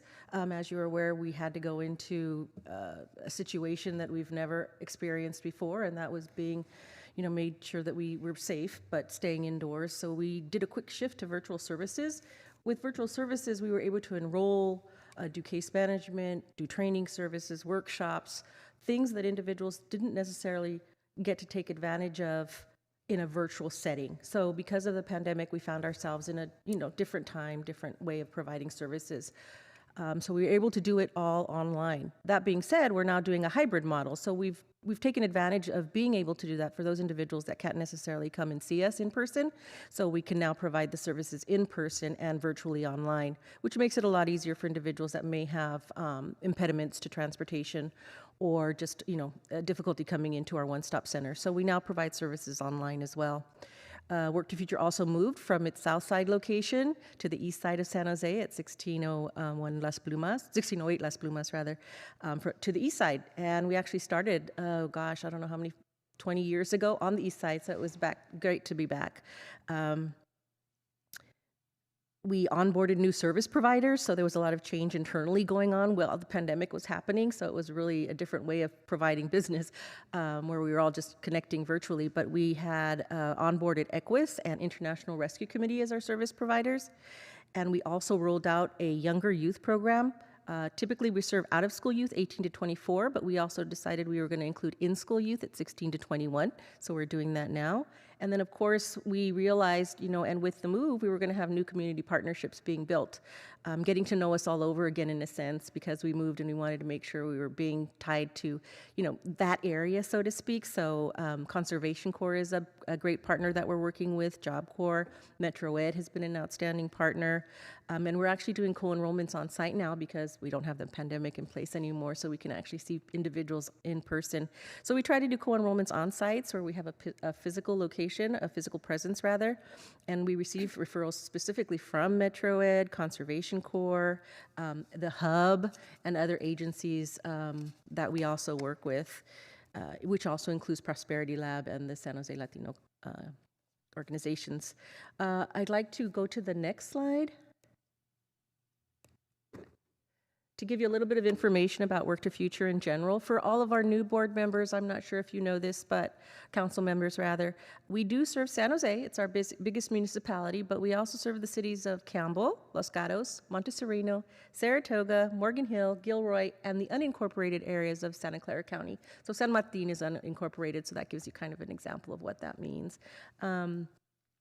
We met all our WIOA performances, and we have done that every year for the past 20 years. So we're really proud to be able to say that. We are also what we consider a state-designated high-performing workforce board, so we really value that, and we look forward to every year submitting our application because hopefully we know we're going to be another high-performing board, especially because of the city we serve. San Jose is a big municipality, so we want to make sure we're serving all the individuals in this area. We do, again, focus on high-growth, high-wage jobs in the following priority sectors: advanced manufacturing, healthcare, ICT, business counting, and construction. Some of the businesses that we've worked with are Gardner Health, Kaiser, Almaden Health Clinic, Roku, Cisco, and Intuit. So we do a lot of employer outreach to make sure we're getting the best type of situations for the individuals that are coming to look for employment opportunities. And again, the vast majority of clients that we do work with have 2 or more barriers, and 85% are BIPOC. With WIOA, there is a mandate of what we call priority of services, and those priority of services shall be given to veterans, recipients of public assistance, other low-income individuals, and individuals who are basic skills deficient. We want to make sure that we're providing these services to the individuals that are in need of them. Now I'm going to switch it to Sangeeta Durrell. She'll be giving an update in service highlights. Good afternoon, council members. Sangeeta Durrell. So our Work to Future service highlights are as follows. We served 1,846 enrolled clients, 1,100 through our WIOA program, and 746 through our San Jose Works program. We also served another 2,300 clients who were not enrolled and received online training services, job readiness, and rapid response workshops, and participated in job fairs. Our clients received contextualized training and education through occupational skills, paid work experience, online training, pre-apprenticeship training, and non-traditional apprenticeship training that we are in the process of exploring and planning for this program year. Some examples of our training and education services includes programs in healthcare such as medical assisting, phlebotomy, and EKG, digital literacy workshops in Microsoft Office 365, Google Suite, building online presence, and intro to computers. Clients also received free access to over 5,000 online courses related to IT, accounting and finance, project management, healthcare, customer service, and these courses are all available in Spanish as well. As part of a youth work experience program, many of our young adults received 8 to 6-week paid internship training in medical and dental assisting, in information technology, and Facebook digital marketing, making an hourly rate of $26. Sorry. Continuing with our training examples, San Jose Works internship program serves 746 high school young adults, provided in partnership with PRNS, where 376 clients received paid internships and another 370 received unsubsidized internships. Resilience Corps program, in conjunction with San Jose Conservation Corps and City Library, served 220 young adults who received job readiness and paid work experience training. Through our trades orientation pre-apprenticeship program, we served a total of 90 clients with a graduation and placement rate of 80% in construction and other trades, their wages ranging anywhere from $28 to $33 per hour, depending on the trade and position. Lastly, through our PG&E Power Pathways program, there have been 262 graduates since the program began. Our latest cohort of 20 clients had a 90% placement rate. Clients were placed in various positions within PG&E, making an average hourly rate of $37 an hour. Thank you, Sangeeta. I'm going to be continuing with our looking ahead. We're really excited. We're going to be looking at non-traditional apprenticeships, ICT, and advanced manufacturing that are, of course, registered with the Department of Labor. We're looking at a healthcare workforce initiative. We'll be looking at the workforce needs of the healthcare system with the assistance of Kaiser and Regional Medical. We're also recruiting other healthcare agencies. On our board is Priya Smith. She's the medical group administrator with Kaiser and the vice chair of our board, so she'll be assisting us. We're really excited about doing that. And then we're also looking at a community and economic resilience fund, which we call SURF. Phase 1, this is a 2-year research and planning project with Somos Mayfair, Silicon Valley Leadership Group, working partnerships, and this will emphasize good jobs and the advantage and the advancement of marginalized individuals in underserved communities. So we're really going to be looking at how we can help those individuals. And then lastly, we're going to be scaling our San Jose Works program, which is our youth program where we have paid internships and what we also call an unsubsidized program. In scaling our San Jose Works entrepreneurship program, it was primarily offered to our subsidized clients, but we're going to be offering it to our unsubsidized as well. So a large number of individuals will be able to take advantage of that program. As you mentioned, those small businesses that are in homes, that's something that they probably do. So we want to make sure that they understand and have the awareness to be able to provide something as well in their own home maybe. Again, looking ahead, we're going to be having HVAC and CNC machining training, which of course is very lucrative to some individuals. It is a demand occupation. CNC beginning wages are $28 up to $41 an hour, and HVAC $23 up to $49 an hour. For childcare support, we received Google funds to support participants with childcare so that they can participate in our programs. A lot of time individuals don't have the childcare that they need to be able to participate. We are going back to in-service, so meaning they'd have to go to that entity to be able to get the training. So we want to make sure that participants have the ability, if they do have small children, that we can assist with the childcare. And then we have job fairs that we provide throughout the year, 8. Were provided throughout the year in various locations. We actually, I'm going to plug, as Blog A did, we have a job fair tomorrow at San Jose City College from 2 to 5. And then we're going to be having others throughout the year. We're going to have an event in May at the Mexican Heritage Plaza, and then in September at the Eastridge Shopping Center. This is just an example of our San Jose Career Expo, a picture from the San Jose McHenry Convention Center. It was, I think, if I recall, at one of our first in-person events, and there was a lot of individuals, and we were really excited about the number that did participate, and we're looking forward to a large number as well tomorrow. So if you can make it, or if you have individuals that are wanting to attend, please send them our way.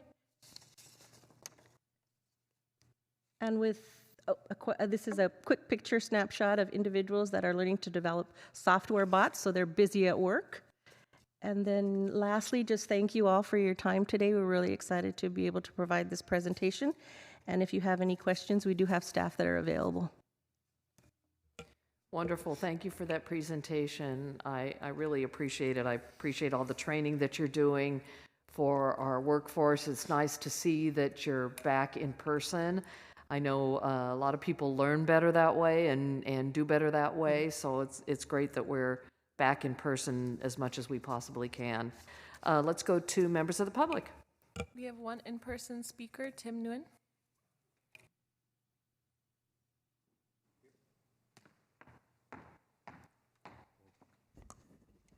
Test. Good afternoon. My name is Tim Nguyen. I'm Director of Career Services at Eastside Union High School District. So if you're not familiar, we're in East San Jose, 11 comprehensive high school, 3 continuation high school. And in my area of work, I oversee our career technical education pathways. And these folks are my heroes, right? And I say that because I have been at the school district for 42 years, so this is my 42nd year at Eastside. And I've been only doing this work since 2015. So I ran into Jeff maybe 6 years ago, and I pitched the idea that since the city is already providing employment for our summer employment for our youth, why not build a model where it'll be still the same youth, but they would be kids who are in our CTE pathways that are by sector, and then allowing them internship, if you will, paid internship, and they're placed in workplaces that allow them to explore that career of their interests. That is a beautiful thing. If you have children that are, of college age or high school age, is for them to explore the work that they would be doing in the future as adults while they're like in their formative years learning about different careers is an amazing opportunity. During COVID, we were distant learning. This team were able to provide internships still. Thank you. Did I? That's time. Oh, they're amazing. I can go on. There's no one. Thank here. you. I can go on. Okay, we'll go online. Abigail?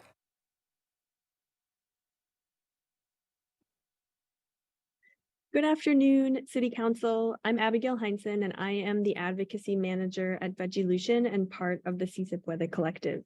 And I'm here today in support of Work to Future. Vegilution has partnered with Work to Future through our Eastside Grown Food Entrepreneurship Program since 2018. Eastside Grown is an 8-month-long cohort that supports Eastside residents in launching their own small food businesses. We have successfully graduated over 80 low-income food entrepreneurs and have grown the program in partnership with Grail Family Services to include training and support for childcare providers as well through the Si Se Puede Collective Jobs to Grow initiative. Through this partnership, Work to Future has provided technical assistance support, valuable access to computer labs, as well as introductions to other important small business support partner agencies. Our focus is to ensure that East San Jose residents will receive needed, supportive, holistic, and wraparound services to successfully participate in and complete workforce and education programs and to enter, be retained, and advance in the labor market. Vegilution, on behalf of the Si Se Puede Collective, is specifically committed to addressing and undermining the racial, ethnic, and socioeconomic oppression and resultant barriers that continue to prevent East San Jose residents from economic and social success. We are grateful for the ongoing support provided by Work to Future, which supports our efforts to increase participants' knowledge, leadership skills, and networks needed to achieve economic stability, whether that's by establishing a food or childcare business, or by obtaining a job in the food or childcare sector. We look forward to continuing to collaborate with Work to Future. Thank you for your support of the important programs they offer. Dorsey?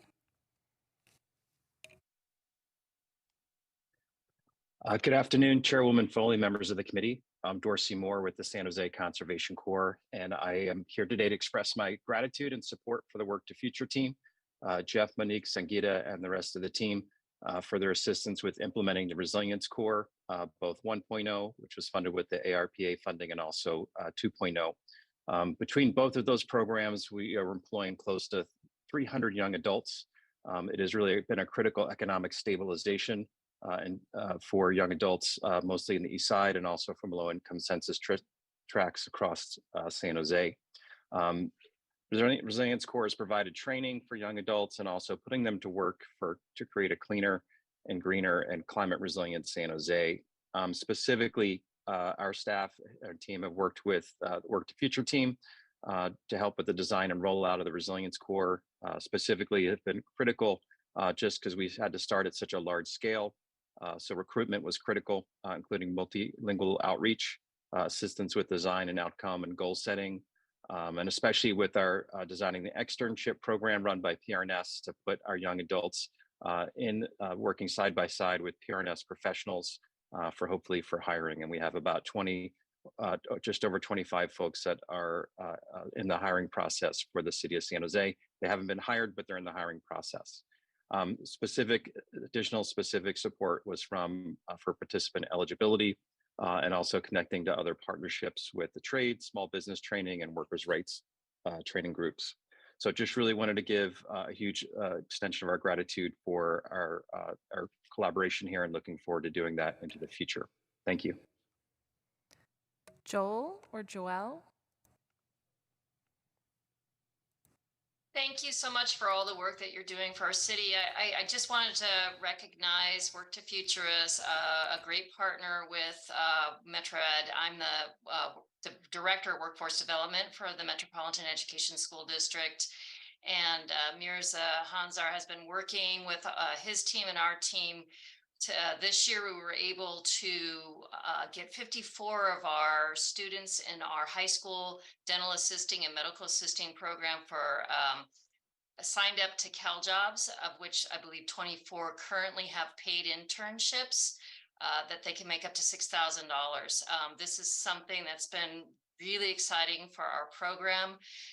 We're strong partners. We're also trying to build out a K-14 pathways because Metropolitan Education has a adult ed school. And so we're working on an MOU so that Work to Future will be here 5 days a week to help support all of our students who fit through that eligibility. Work to Future is also part of our monthly workforce collaborative group, along with Manufacturers San Jose, Goodwill, Silicon Valley, and our own workforce development team here at Metropolitan Education. So we're super excited to expand these opportunities for more of our pathways. We have 23 pathways at our at Metro Ed at Silicon Valley Career Tech, and we welcome and invite anybody who would like to come and do a tour of our amazing facility and see the great partnerships that we have. Thank you for your time. Back to the committee. Great, thank you. Councilmember Batra.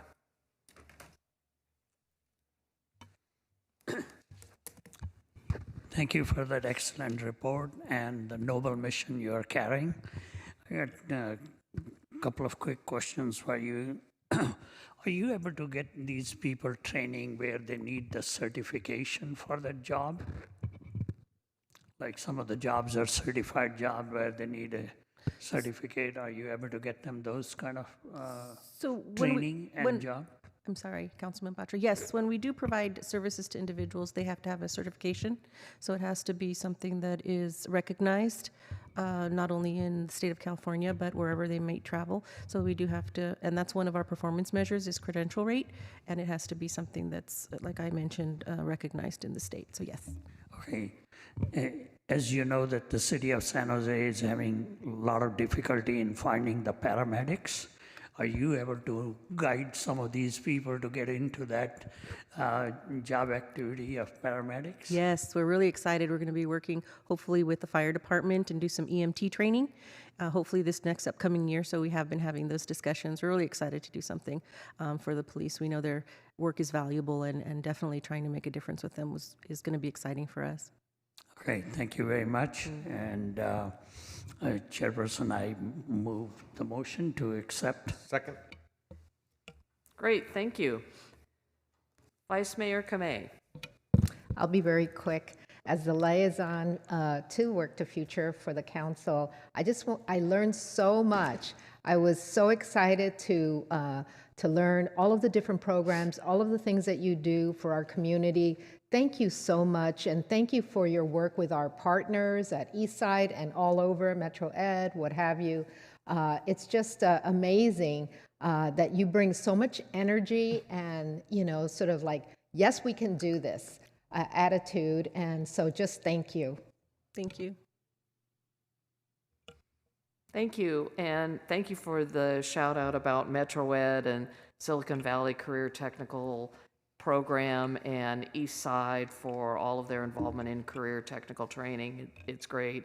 And if you haven't toured Metro Ed, you all should, because what they're doing over there is really amazing, amazing work. As a former school board member who supported that Metro Ed through San Jose Unified, one of many school districts, it's really a lot to behold, to see what the young people and adults are learning and developing careers that then can be successful for them. So thank you for that. Thank you for the report, and let's vote. Motion carries unanimously. Okay, great. Thank you. Next, we have two housing reports. Both of them were deferred from our last meeting, so thank you for the staff members who are here now, who were prepared last time, and now they're prepared again. So it's really good to see you again. Thank you for coming. The first one is Rent Stabilization Program Strategic Plan Status Report.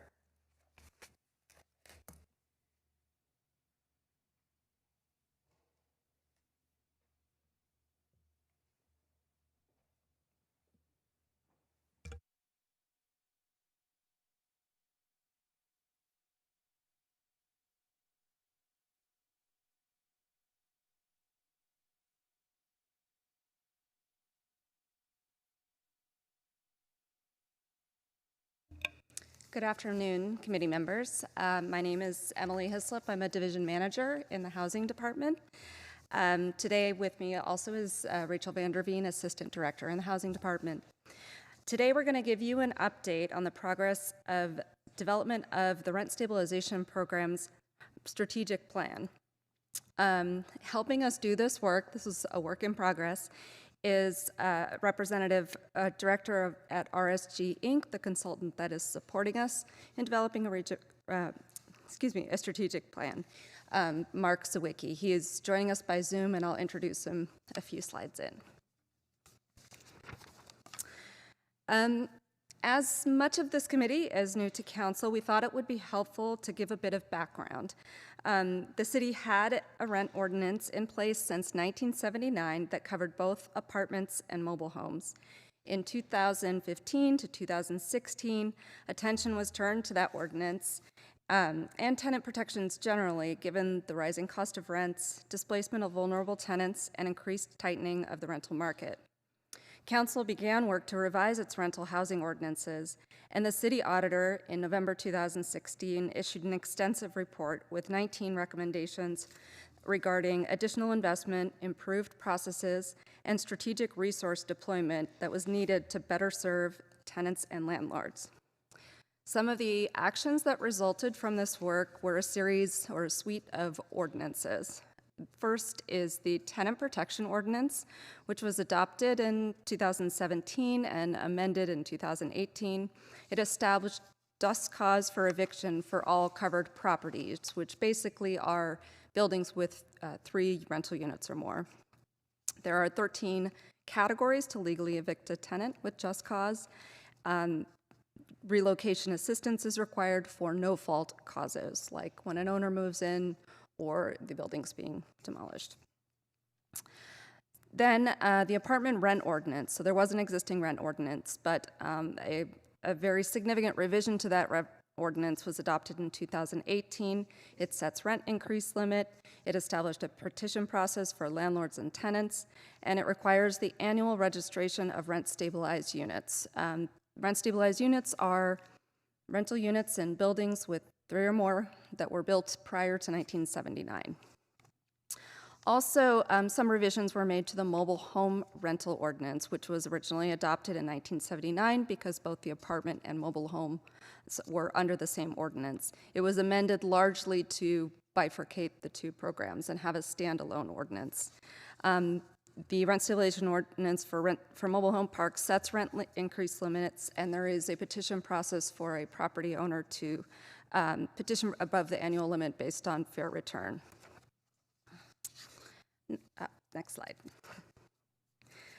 And finishing up these ordinances, we had the Ellis Act ordinance adopted in 2017. This establishes a process for withdrawing buildings that have rent-stabilized units from the rental market.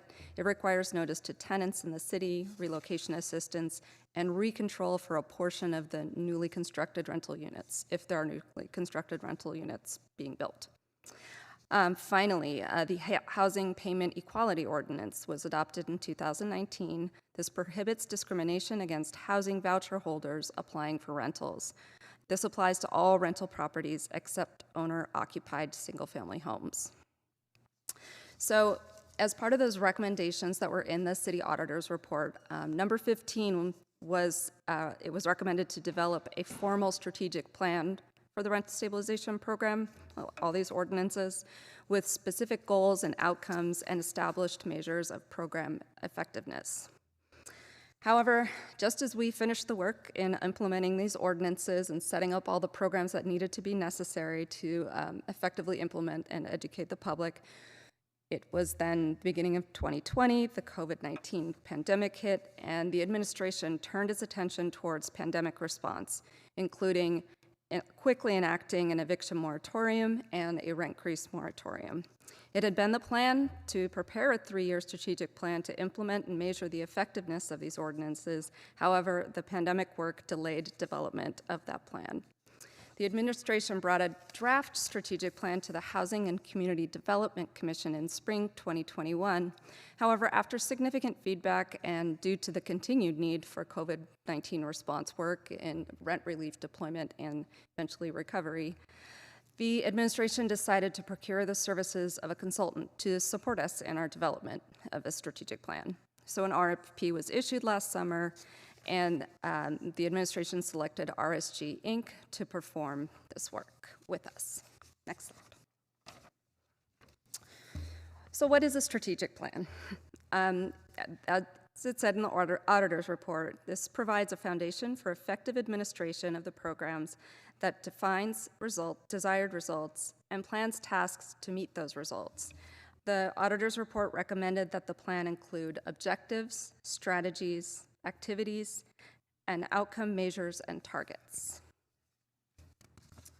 And sorry, I need to cover that up here. So our strategic plan's areas of focus are to maintain tenancies and mitigate the displacement of apartments and mobile home residents, further fair housing through inclusive education and outreach, foster positive relationships between residents and property owners, promote stable and long-term renter tenancy, preserve mobile homes and mobile home parks as a source of affordable housing. To discuss what we've been doing to effectively go about developing this plan, I'm going to turn it over to Mark Sawicki, if he's available. I am here. Thank you, Great. Emily. Thank you, Mark. I assume everybody can hear me. So we looked at various pieces of data to evaluate how well the program is operating. We looked at both city data, data that comes out of the city's rent registry. So all apartments under the apartment rent ordinance are information is gathered in a rent registry, so we could review that information. We also looked at census data, market data, data from an organization called the Eviction Lab, which looks at evictions and cases and outcomes. All of this was to look at each of these ordinances and answer some key questions. How effective is the tenant protection ordinance in preventing unjust evictions? How well is the apartment rent ordinance stabilizing rents and stabilizing tenancies? Is the Ellis Act ordinance preventing reduction in housing stock, rental housing stock? Is the mobile home rent ordinance helping renters stay in their spaces as well as park owners from collecting a fair return? And is the housing payment equality ordinance preventing discrimination of households that have rental assistance? Next slide. This slide and the next slide both show a bit of a timeline of the work that we've been doing since we kicked off last fall. We first reviewed the ordinance, looked at program documents, then we went and looked at historical data. We identified some comparable jurisdictions and interviewed them, six in total, different cities that also have rent stabilization programs, to determine best practices. What are the things that San Jose is doing well? What things could San Jose add to its program? We also conducted a stakeholder engagement process, talking to tenants and property owners, mobile home park owners and mobile home park residents, to get their feedback on the program and how it could potentially be improved. The next step in our process is to actually draft the strategic plan. So this is something that we will be working in coordination with staff based on our findings and analysis and the feedback from stakeholders to develop this 3-year strategic plan to hopefully improve the program over the next 3 years and over the long term. We have just actually completed the stakeholder engagement in the past month. This report was supposed to come to you last month, so some of these slides may be a little bit dated, but we're letting you know that we did complete the stakeholder engagement at this time. As I said, we talked to tenants and property owners, as well as mobile home park residents and mobile home park owners. There were actually 5 virtual and in-person meetings that were held between the end of February and the middle of March. We had over 170 participants in those meetings. And then there was also an online survey for those who could not attend or were more comfortable with that form of feedback. And the next slide.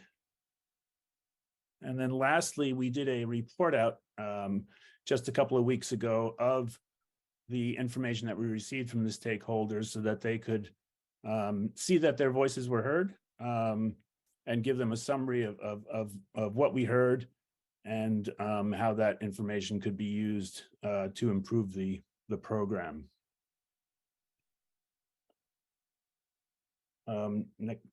So as I said, at this point, we are taking all of this information and using it to draft a strategic plan, which would come back to, I believe, this committee and the HCDC commission either later summer or in early fall.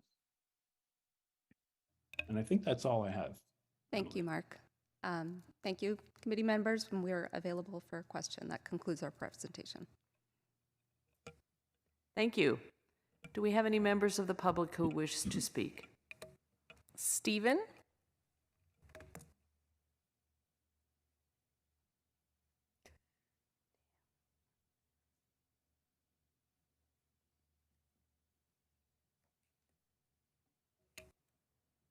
Stephen Moffett?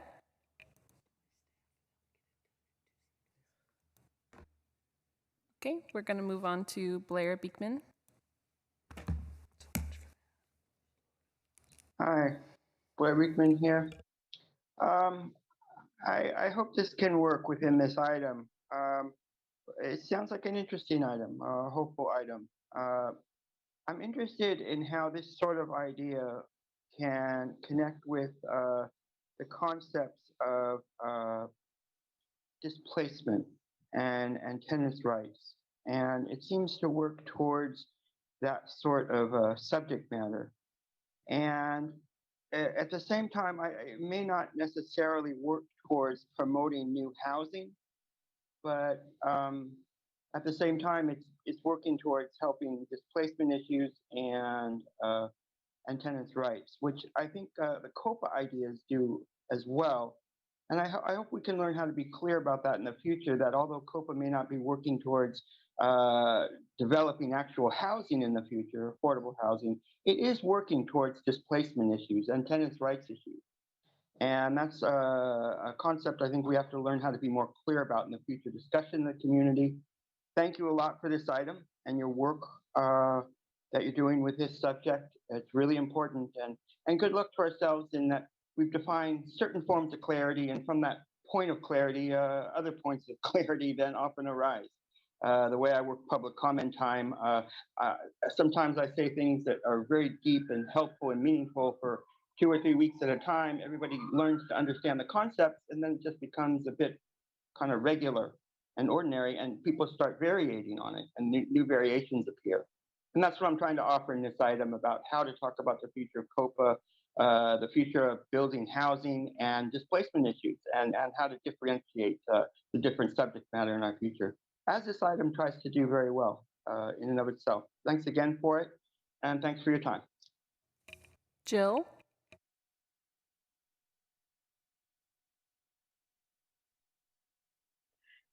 Strategic plan to me means more stress is on the way. It means stay on your toes again, Jill. It means more research, more meetings, wondering what is happening to the possibility of being displaced again. My name is Jill Borders. I live at Imperial Estates Mobile Home Park in District 10. My husband and I purchased a mobile home here 10 years ago. It has been the most stable 10 years of our lives in San Jose. I am so grateful to my park owner for providing such a beautiful and safe place to live. The Imperial Estates park owner has made it possible for 174 families here in San Jose to own a home. We should be grateful to park owners that continue to operate parks and care about their home owning tenants. Owning a home has been incredibly important to me. I needed a place to raise my daughter without the threat of eviction and unstable rent increases, which had been the story of our life. Buying a mobile home and living in Imperial Estates has been the reason our family is thriving.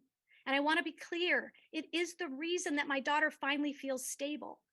I know for a fact that the rent stabilization program works. What I want this committee to hear is that I am incredibly frustrated by our housing department and the consultants they have hired. During the virtual meeting in March, despite my continued asking to be all kept together in the same room, park owners were separated like enemies or something from everyone else. Are we adults here? Why are we being split up? Why can't we hear each other speak? I want to know the challenges that park owners face, and I think park owners need to know what the challenges are that their tenants face. And by continuing to separate us, it makes us feel that they have an agenda we don't understand. I am absolutely fearful that this is the truth. Please respect mobile home owners by allowing us to meet directly with the park owners. Call-in user 1.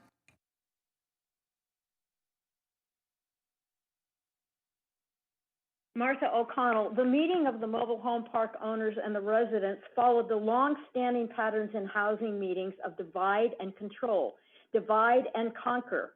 At the meeting of the residents and owners, many residents, including myself, asked that residents and park owners stay in the same meeting. These were residents who have been involved for years on mobile home issues. Over our strong objection, the residents and the owners were split into two groups for, quote, breakout sessions.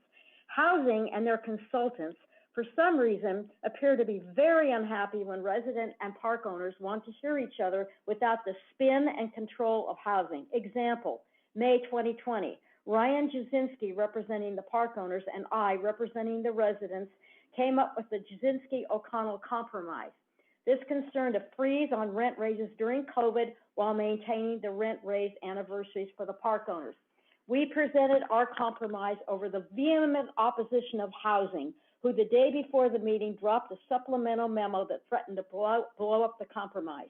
A compromise that GSMOL attorney Bruce Stanton called a skillfully crafted and very workable solution. Councilpersons Foley and Davis commented that when the owner rep and the resident rep agree, the proposal should be carefully considered. Over housing's objection, the Jasinski-O'Connell compromise was approved. Housing and their consultants need to get out of the way when owners and residents want to talk.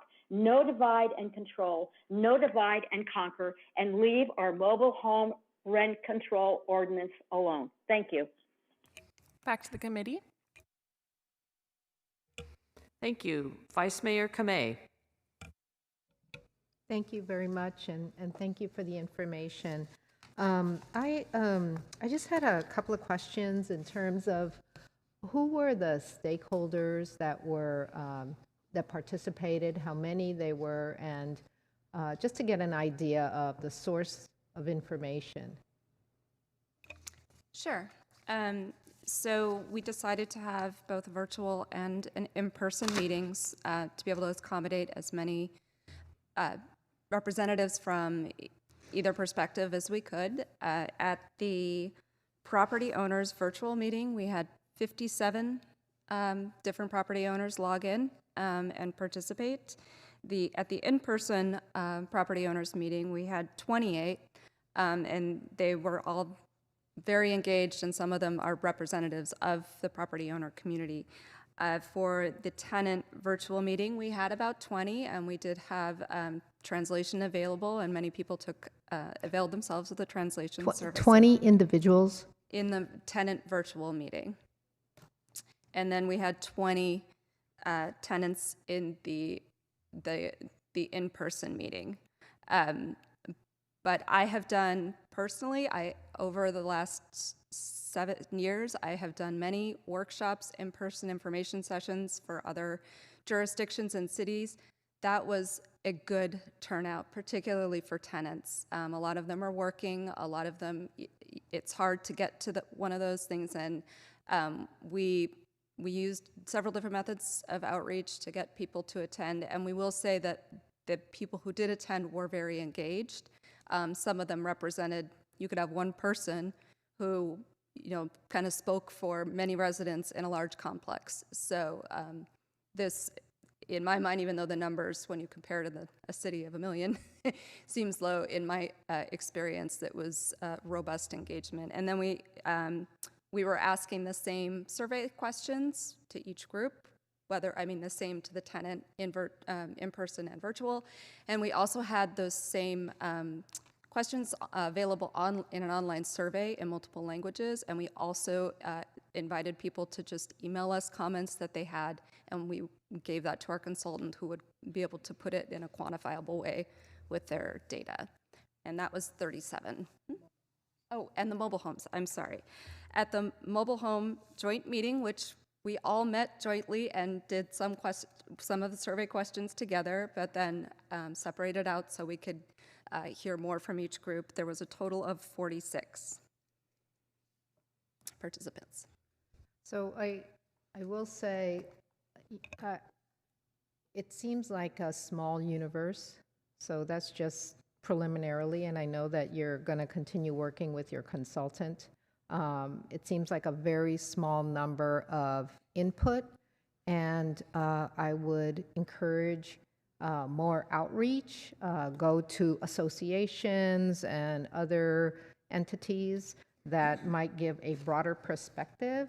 Also, in the report that was included as attachment B in your information, one of the preliminary recommendations is for the rental registry to make it mandatory for all.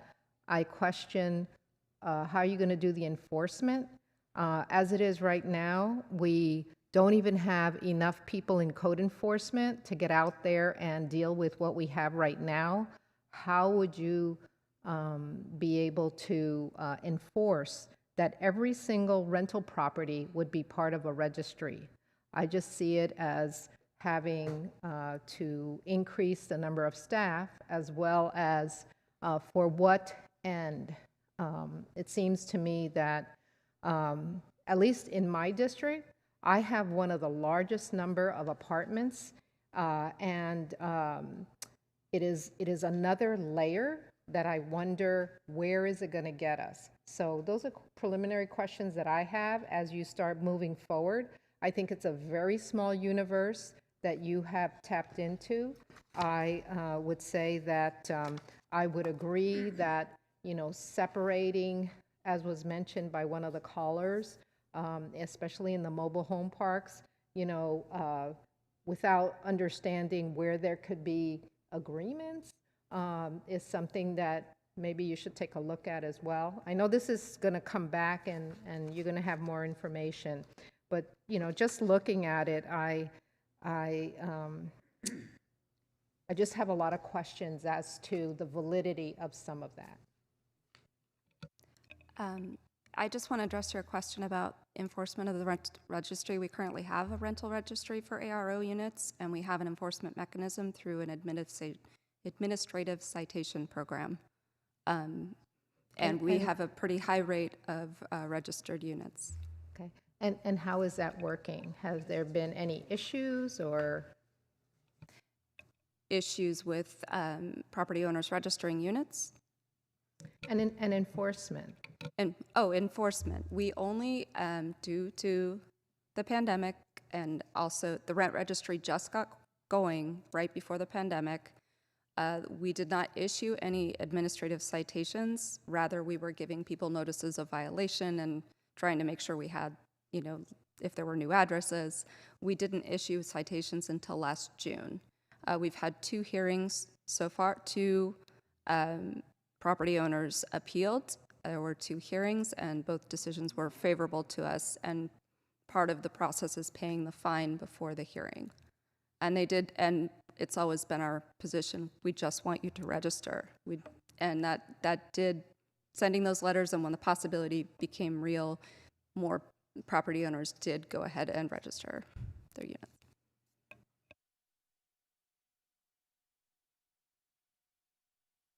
Thank you. Councilmember Batra. I think similar to Vice Mayor's comment, the success of any survey or any findings of this nature depends on is how well the survey is structured, which means who is being surveyed, who is being asked to give the input. And my concern would be very similar to what Vice Mayor's is, that do you really have the appropriate sample size for the kind of representation you need? The number of renters involved, the number of owners involved, I think your sample size in person and on Zoom may not be appropriate, and hence it may not lead us to the right conclusion.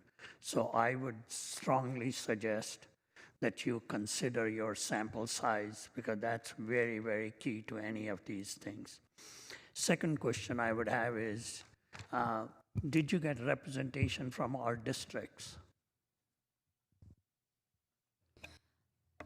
All of the members of the Housing and Community Development Commission were invited, and they... Yeah, no, I mean, did you get either in Zoom or in person, did you try to track it, that whether you had some representation from every district in those your sample surveys?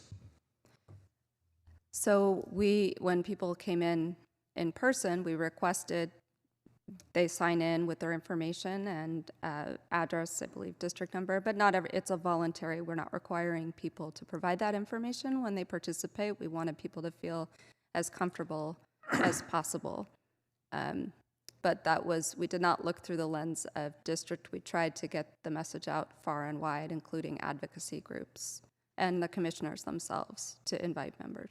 Yeah, so again, in terms of constructing your sample size and stakeholders, I would suggest that we should get representation from the people who attend, be at least from every district, because this is a thing which is not affecting one district, one part of San Jose, and whatever we come up with is going to be affecting all residents of San Jose. So getting a valid representation in terms of the feedback survey mechanism. So my emphasis would be all on, similar to what Vice Mayor's is, that let's get the right appropriate sample size, and from the sample, a right number of people and the right type of people from right district, so that you have a input which is going to, the conclusions you draw from would be solid and not be challenged in any form and shape. Okay. Councilmember Batra, this is Rachel Vanderveen, Assistant Director of the Housing Department. So I appreciate your comments, and we'll definitely take that into consideration. I just want to also add that the real target of the stakeholder engagement is people who are currently interacting with our ordinances. And what's been very interesting is that we do actually have kind of an uneven distribution, actually, of people who are covered by these ordinances. So, for example, Councilmember Kamai actually has the highest number of, by like thousands, in buildings and residents covered by the apartment rent ordinance. And for example, in District 8, there are very few. It's like, you know, very small number. So anyway, so I think what we understand what you're trying to say, and I think there's definitely value in that, but I also want you to understand that the ordinances themselves actually do have an uneven distribution across districts. Totally agree with that. And so we're not saying that that you get the same number of people or same number of stakeholders from every district. No. Like you very validly pointed out, that the ordinance themselves make it more concentration in some place than the other. Yeah, so it's small representation from other, the idea is to get representation from everywhere and larger representation from one and smaller from the other. That's perfectly valid in this situation. So I'm saying construct your survey appropriate for the problem we are trying to solve or the input we are trying to get. Okay.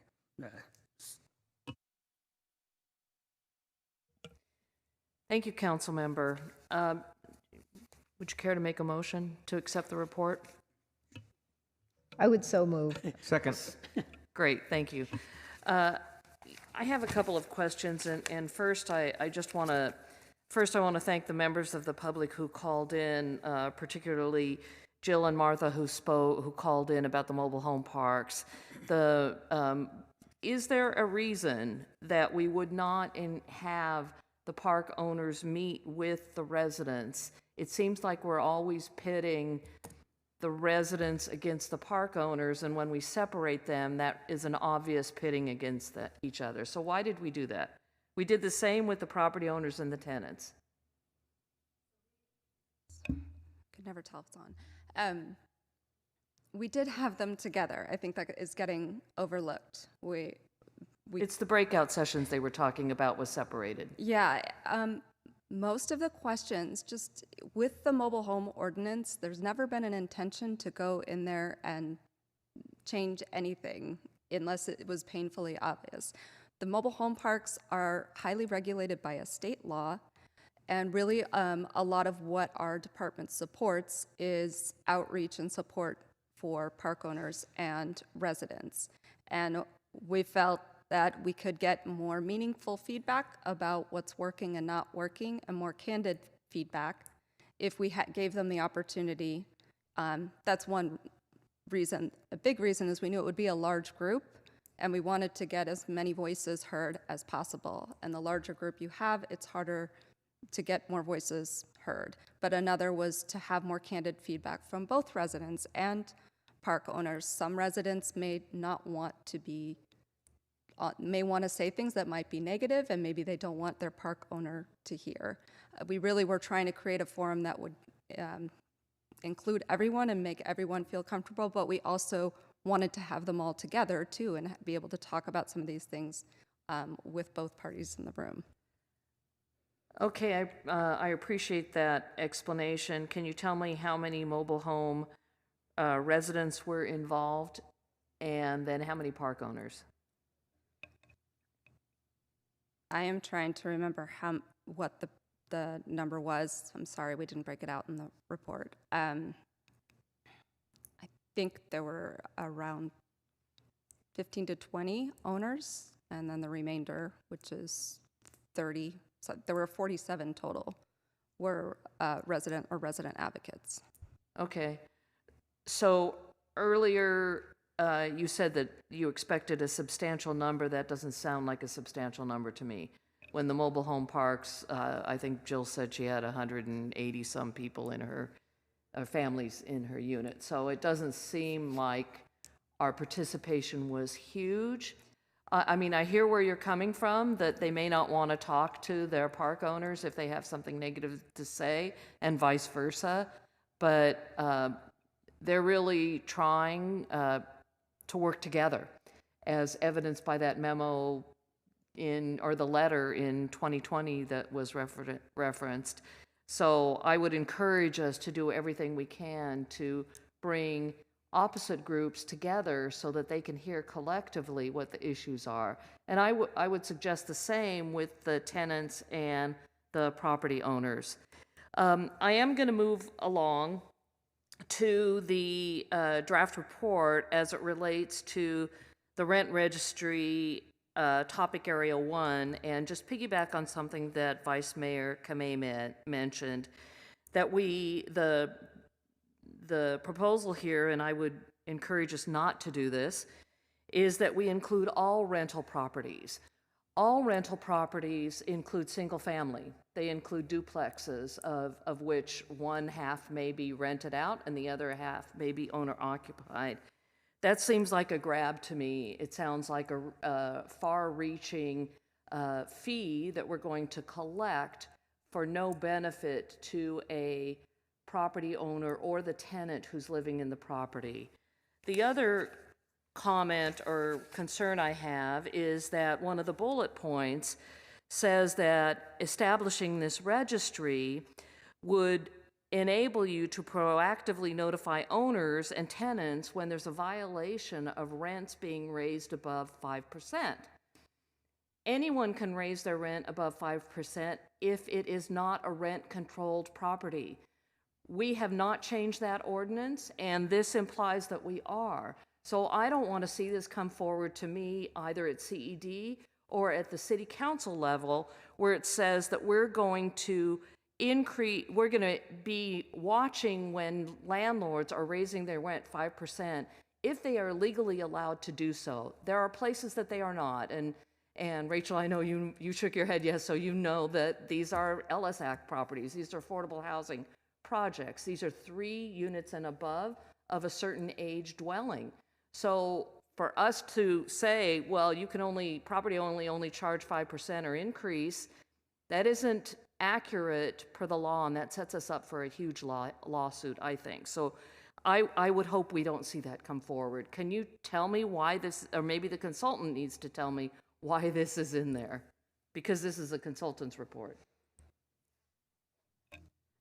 These were preliminary findings, and when we would have gone over this, and I realized that too, that our ARO properties are the only ones limited through 5%. So this is something that any of the recommendations would be a robust discussion with staff, and that, for me, would immediately be eliminated because over 5% is, and there's no restriction on non-ARO properties in increasing over 5%. Okay, and I would encourage those conversations to be held at this committee as well, because these issues come back to CED. I know the report is to go to council next according to the timeline, sometime in the summer. Is that what the expectation is that it'll go directly to council? So what we're working on now is the drafting of a 3-year strategic plan. And that plan itself would first be taken to HCDC, the Housing and Community Development Commission, for further comment and discussion. And we would incorporate any recommendations from that commission before we brought it to council, probably more likely fall. Okay, and the idea is that council would likely adopt it in fall? I'm just thinking of COPA and how we asked for an investigation and it came back $1 million later and 2.5 years, $1 million cost later and 2.5 years later with a proposal that we're going to vote on tomorrow. So I'm very concerned that this just goes straight to council and we won't have had an opportunity to vet it somewhere. I'm wondering if this should come back, Rosalind, or if this should come back to this committee or for vetting? Yeah, thank you, What are your Chair. thoughts? Yes, thank you, Chair Foley. I think if it's a desire of the committee to see the draft recommendation, the final report before going to City Council, that staff can certainly come back. I would suggest that perhaps it might be after staff presents to the Housing Community Development Commission, perhaps get their input and then bringing back to this committee for further evaluation and input by the committee. Thank you, I agree with that. Should we include that in our motion? Would you include that in? Will you add that to your motion, Vice Mayor? Yes, I would add that to my motion. And I would second that. Okay, great. Thank you. So that means you'll finalize it, it'll go to HCDC, and then back to us. And I realize that means we have to include it in our work plan for next 6 months. Yeah, got it. Okay, if there's no other questions, let's vote. I just want to be clear on that motion. I had, okay, Kamei is the first and Torres is the second. No, Batra. Oh, was it Batra? Okay.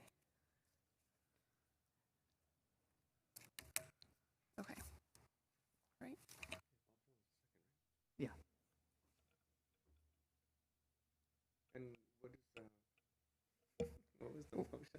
The motion is to accept the report and the final report to come back to our committee in the fall after it goes to HCDC.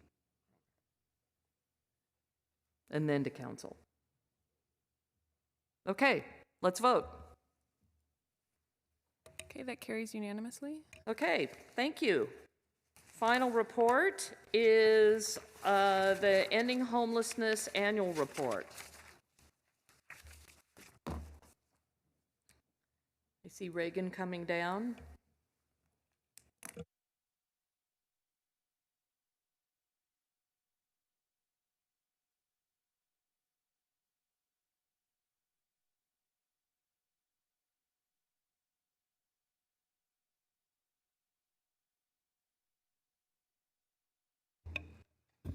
Good afternoon, Chair and Thank you. Committee.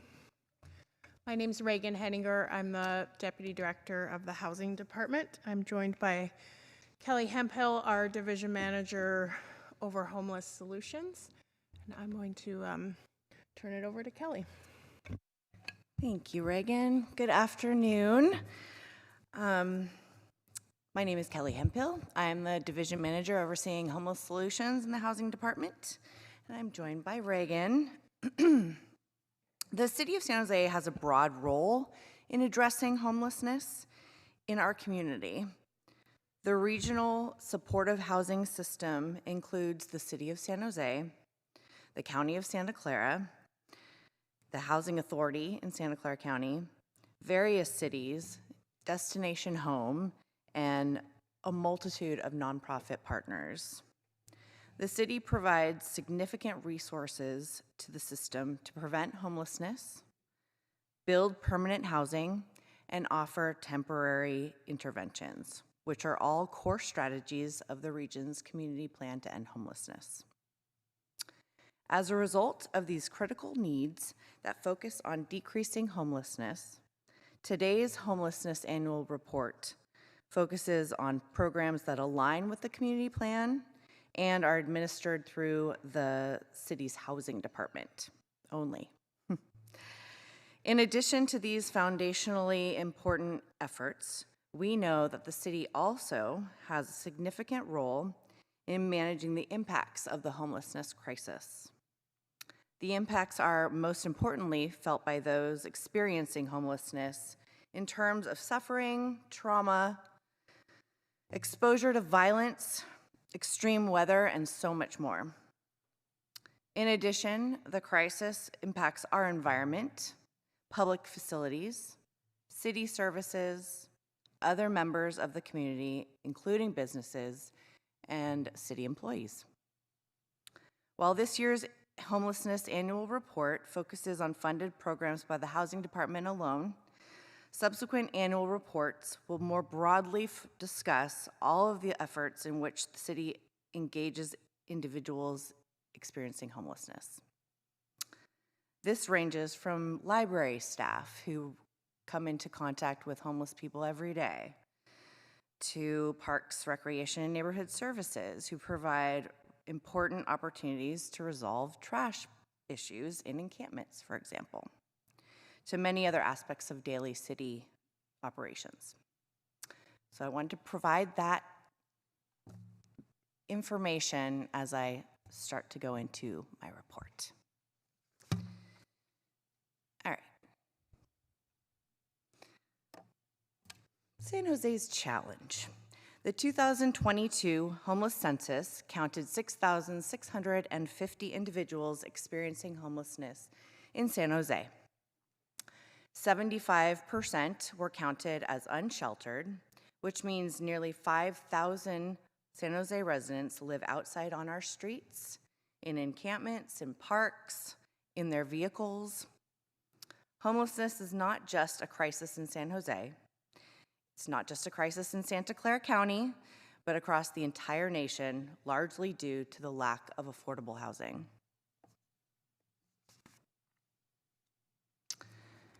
Our 5-year community plan to end homelessness is a regional coordinated response to ending homelessness in Santa Clara County.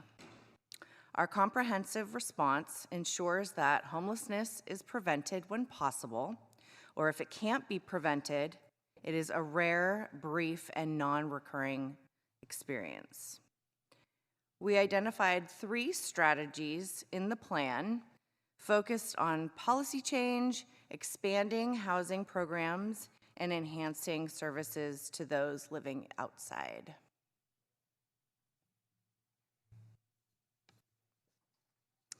In order to address homelessness in our community, we recognize that we must continue pushing on all elements in our community plan to end homelessness, from preventing homelessness to creating more permanent housing to addressing the immediate needs of unsheltered individuals.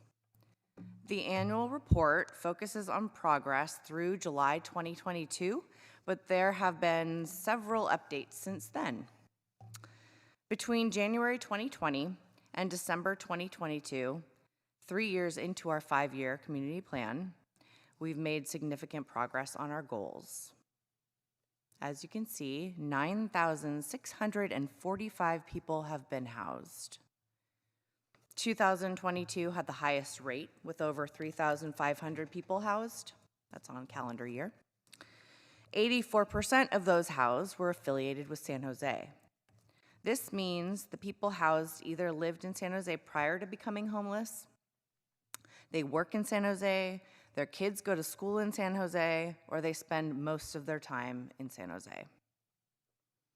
People from all jurisdictions in the county were served, but the vast majority were connected to San Jose. There are many pathways to permanent housing. The 9,645 people who were housed reflect multiple pathways. Some moved into housing with the assistance of a rapid rehousing program. Some received assistance at an interim housing program and then moved into permanent housing. Some reunited and moved back in with family, and all of them received assistance from the supportive housing system. 15,124 people were supported in countywide interim housing shelter programs since 2020. It's a lot of people. We've increased the temporary housing capacity by 15% since 2020, and there are another 384 temporary housing units in the pipeline, probably more by now. For all temporary housing programs, we want to understand where they go when they exit shelter, and we track exit destinations. Positive temporary housing outcomes are strongly linked to connections to permanent housing programs. Interim housing programs designed to support people who are awaiting completion of their housing unit or searching for a unit in which to use their housing voucher have the highest rates of exits to permanent housing. We must continue to increase the capacity of permanent housing programs if we want to increase positive outcomes for shelter participants. We have significantly narrowed the gap between inflow and housing placements. When we began the work outlined in the community plan, for every 1 household moving into permanent housing, another 2.5 to 3 people became homeless. We've narrowed this gap by both increasing the number of housing placements annually and reducing the number of people experiencing homelessness for the first time. In 2022, for every household moving to permanent housing, another 1.7 households became homeless for the first time. We're narrowing that gap. We must continue to work on both increasing the capacity of our supportive housing system to assist more people in moving out of homelessness and prevent more households from experiencing homelessness for the first time.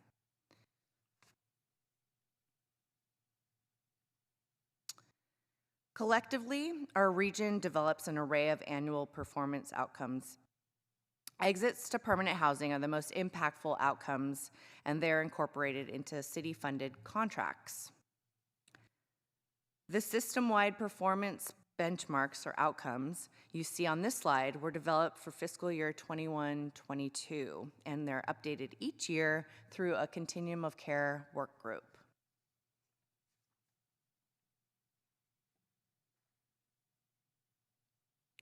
The city's housing department prioritizes permanent housing programs to address the homeless crisis, since the single greatest systemic cause of homelessness is the lack of permanent affordable housing. Housing solutions include temporary and permanent opportunities to serve individuals and families experiencing homelessness. Approximately 2,600 individuals were placed in a housing opportunity in San Jose in fiscal year 21-22. San Jose is known for its affluence and high cost of living. Unfortunately, people in San Jose are falling into homelessness faster than we can house them. During the pandemic, we focused on constructing emergency interim housing, or prefabricated modular communities, which we can build and launch much quicker than affordable housing complexes. We're also buying underused hotels through funds from the state of California to eventually redevelop and turn into deeply affordable housing for individuals experiencing homelessness. Just a couple examples. The city funded 2 prevention programs. Combined, we had a very good outcome. 98% of participants maintain their housing as a result of the financial assistance and individualized support. While there's not a continuum of care benchmark for prevention, the regional homelessness prevention system sets a goal of 80%. So we are exceeding that outcome. Combined, the 3 rapid rehousing programs funded by the city did not meet the 80% countywide benchmark of exits to permanent housing. There were several reasons for this, including staff vacancies and the coordinated directive to accept referrals straight out of a targeted encampment, which proved to be a challenging population to maintain housing. The report recognizes 7 city-funded interim housing programs, all of which operate as shelters. Combined, they exceeded the system-wide performance benchmark that was set at 30% of individuals in shelters would exit to permanent housing. This was largely due to the programs being service-rich. And lastly, the city invested almost $9 million in the development of 735 permanent housing units in fiscal year 21-22. System-wide, the outcome came very close to the benchmark that was set at 98% of individuals would maintain permanent housing.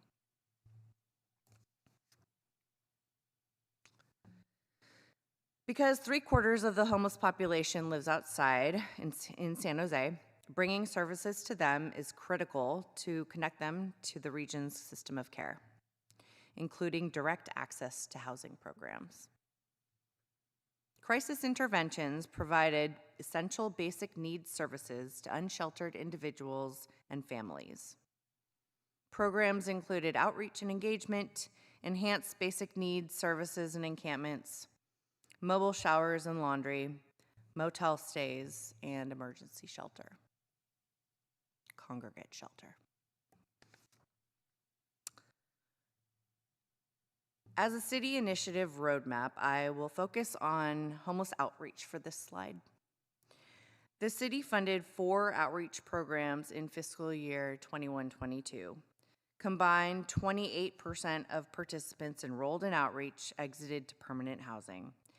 Due to the design of a couple of the city-funded outreach programs, as well as staffing challenges, overall, they did not meet the 38% countywide benchmarks of exits to permanent housing.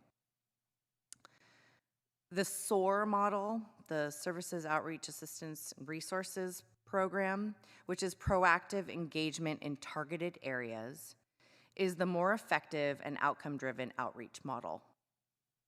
Reactive outreach, such as pre-abatement outreach or responding to complaints from the Homeless Concerns Hotline, results in minimal engagement, which makes it difficult to build relationships. Trust and relationship building are the foundations of successful outreach.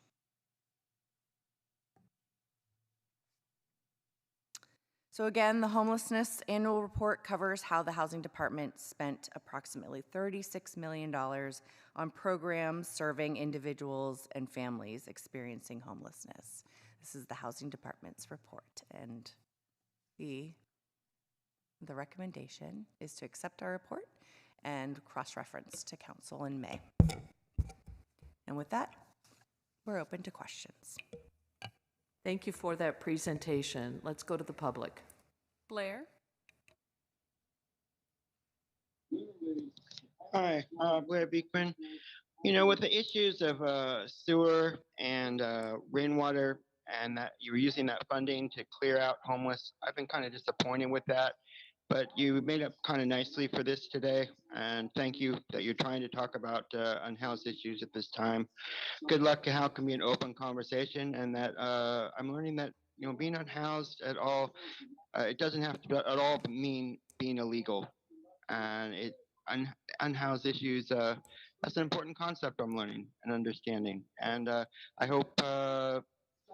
And how we talk about this issue, we talk about unhoused in terms that they're not illegal, and what can be conversation and dialogue. Those two concepts help a lot and go a long way towards addressing all of our issues, basically with the unhoused things. So good luck, and thank you for this item today. I hope you have long explanations and descriptions and good conversations on this matter here at public meeting time. Thank you. Back to the committee. Thank you. Councilmember Torres. Motion to accept report D5. Is there a second? With a cross-reference to? Yes, with a The cross-reference. May Yes, sorry. 9th meeting? Yes. Okay, thank That. you. Very good. Anything else, council member? No. Okay. Councilmember Kamei, or Vice Mayor Kamei. I keep doing that. Thank you. I just had a clarifying question.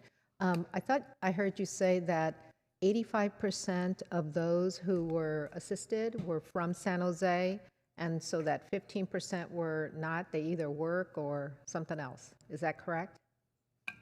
That is correct. Okay. Would it have made much difference if it's only in San Jose, if we're using San Jose's funds? I mean, I know that there are other cities who specifically say, well, these are funds that are paid for by, your neighbors here in the local area. So I'm just curious as to the 15%. I know it doesn't seem like a lot, but when you have so much in need, I just curious.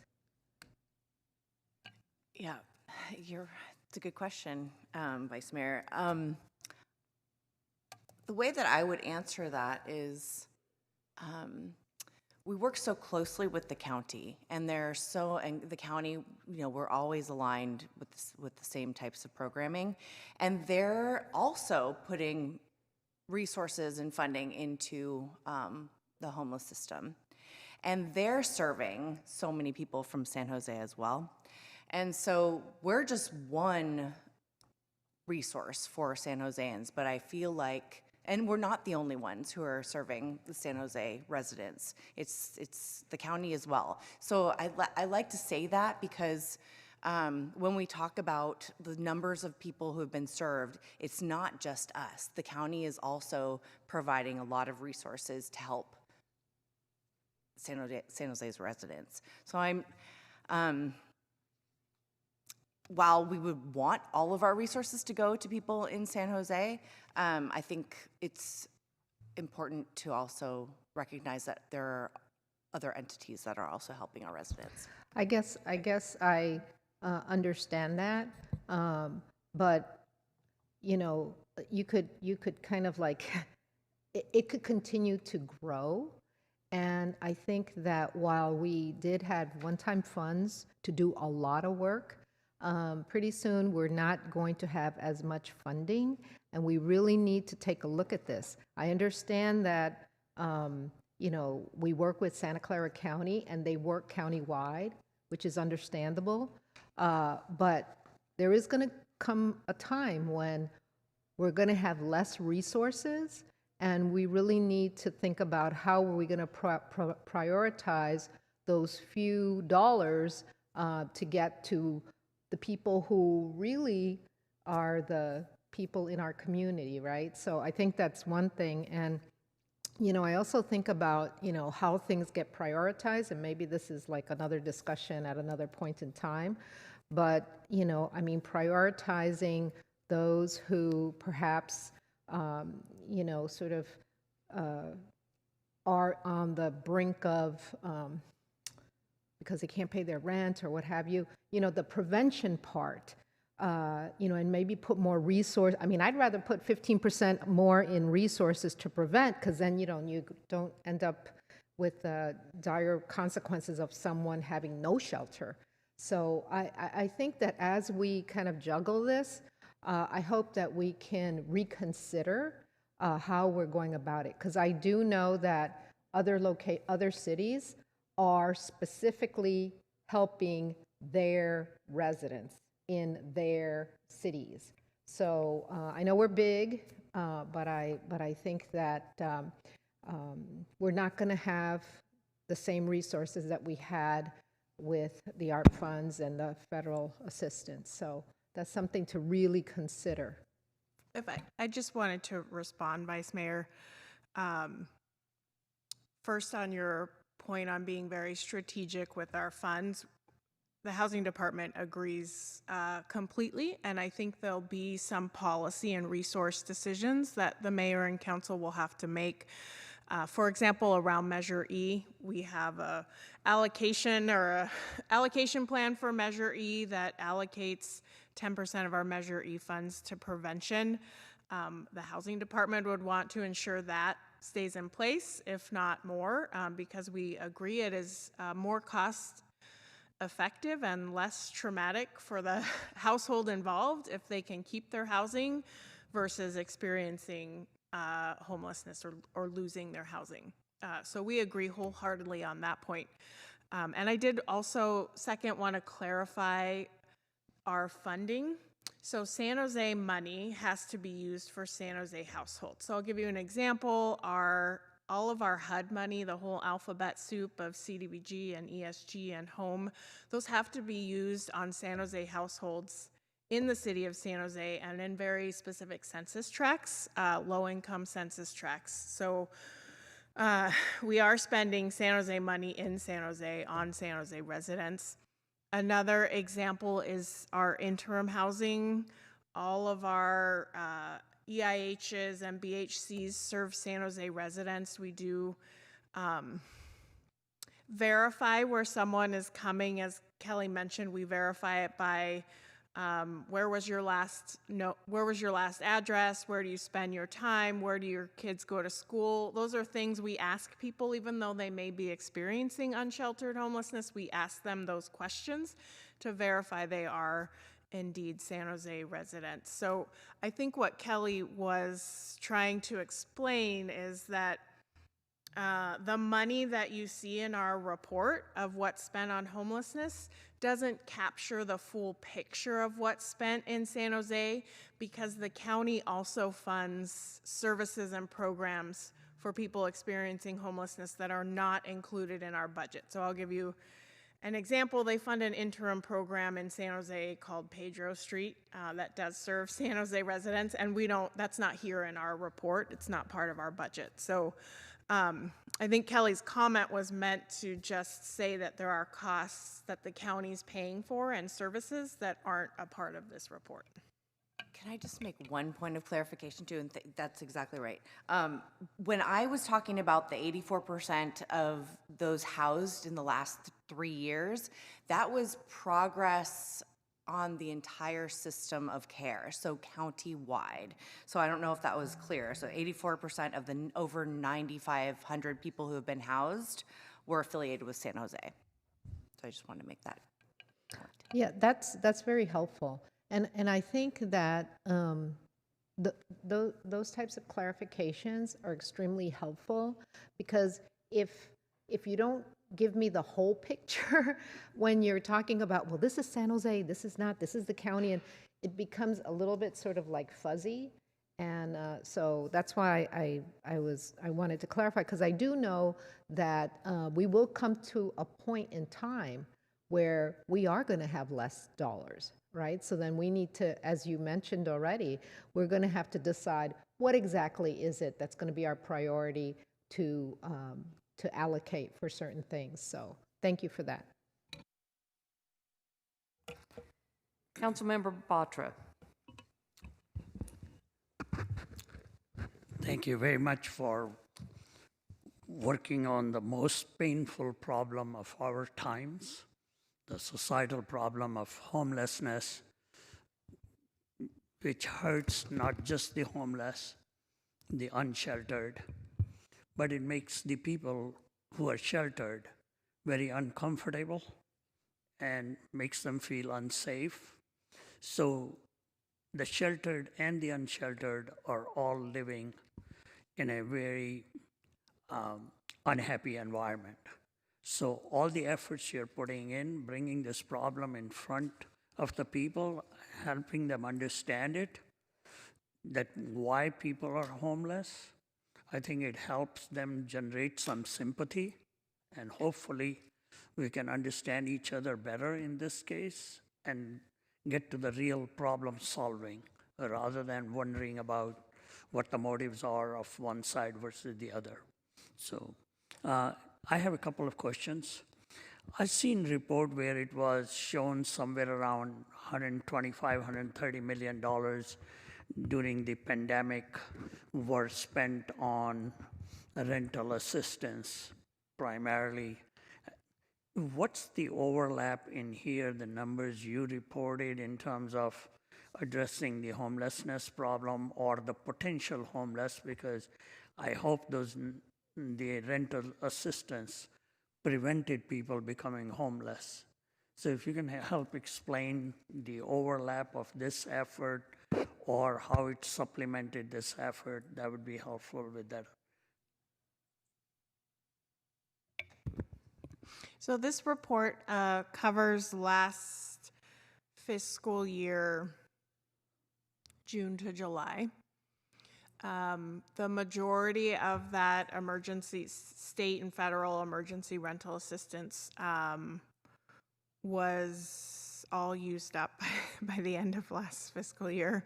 But we do, I think where the interplay is, council member, is in the inflow, what we call the inflow, but that's the number of people who enter our homeless and housing system for the first time seeking help. And in 2019, that number used to be for every one person we housed, 3 more people came into our system for the first time. And our goal in our community plan is to get that number equal, a 1-for-1. In this community plan, ultimately, we'd like it lower. So you can see, and I think one of the slides Kelly presented, we are bringing that inflow number down. I think right now it's for every one person we house, 1.7 enter our system for the first time. So I think there's 2 reasons for that. One is what you just said, all of that federal U.S. Treasury and state money for emergency rental assistance helped with that inflow reduction. But at the same time, locally, we've been putting more money into homelessness prevention. This current year that we're in, San Jose is the largest funder of our homelessness prevention system. We funded a little over $8 million a year. And if we want to continue to reduce that inflow, we have to keep making those investments in homelessness prevention and keep scaling the program. That program is certainly not meeting the need. I think we're only serving about 25% of the requests for assistance. And we do a vulnerability assessment serving the most vulnerable and the most at risk in our prevention system. So let me understand this, that we certainly are going to continue to make investment, but the investment, which is the $130 million, which came in during the pandemic assistance, that was a one-timer. It's gone, right? Correct. And it's all used up. Yes. So is that going to have an impact on the number of inflows? Because you said our inflow has decreased, which is what is making us optimistic that one of these days we're going to solve the problem. Okay, so are we to worry about that the one-time assistance is gone, and our inflow is likely to be up? The short answer is yes, I would worry. So the housing department still has we have an eviction diversion and settlement program that is part of our overall kind of rent stabilization and tenant protection program, where we're in the courts, the unlawful detainer courts or the eviction courts, the 2 days a week that those hearings are scheduled. We have housing department staff there who are working with mediators and the judges and both sides to reach settlements where we can. So ensuring that that program continues next fiscal year is really critical. I think we provide you quarterly the number of unlawful detainers that we're seeing through our tenant protection ordinance, and then the courts are not so eager about us sharing data publicly, but they do give the housing department staff some data that they're seeing. And we are seeing an increase in unlawful detainers, which is the eviction process.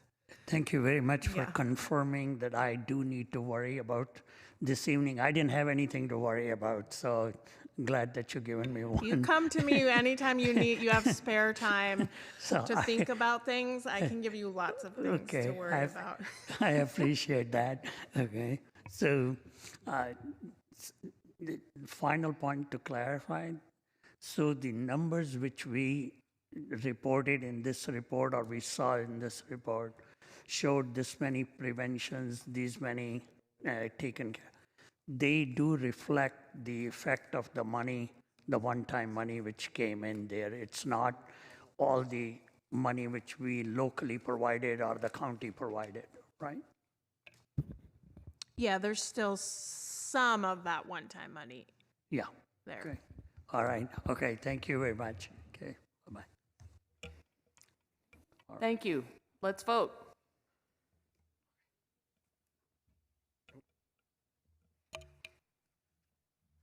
Okay, the motion carries unanimously. I also just wanted to ask for a clarification. The original first and seconder of item D.4 of the first motion to just accept the staff report was Vice Mayor Kamei and Councilmember Torres. So I just want to confirm that Vice Mayor May then rescinded that motion to make the second motion to accept staff report with additional direction for staff to return to CED with a draft recommendation after presenting to the Housing Development Commission, and that motion was seconded by Councilmember Batra. Okay. Well, actually, it's just the first motion was amended to include that additional information. There were not two motions. Okay. There was the first motion just included the additional item as a part of the motion. So there were two seconders, so I just wanted to confirm. Those seconders, first and second, were over here. There may have been.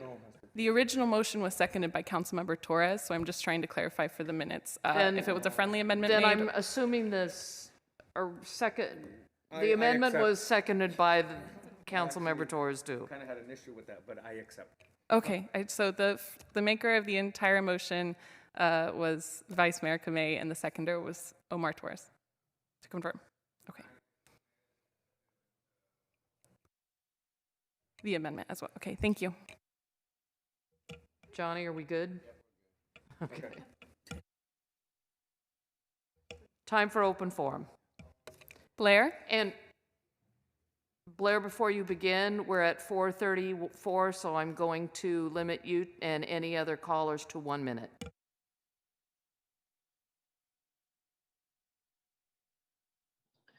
Hi, Blair Beekman here.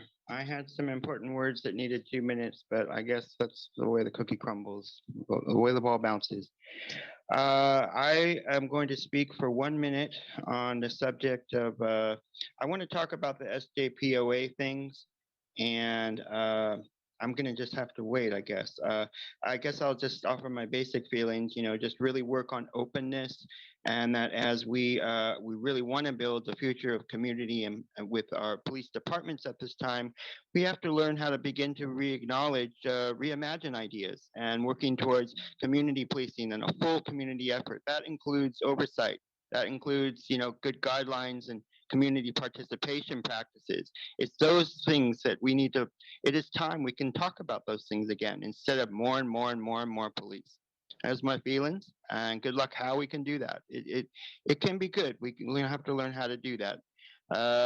In my remaining time, I have how much time? 9 seconds.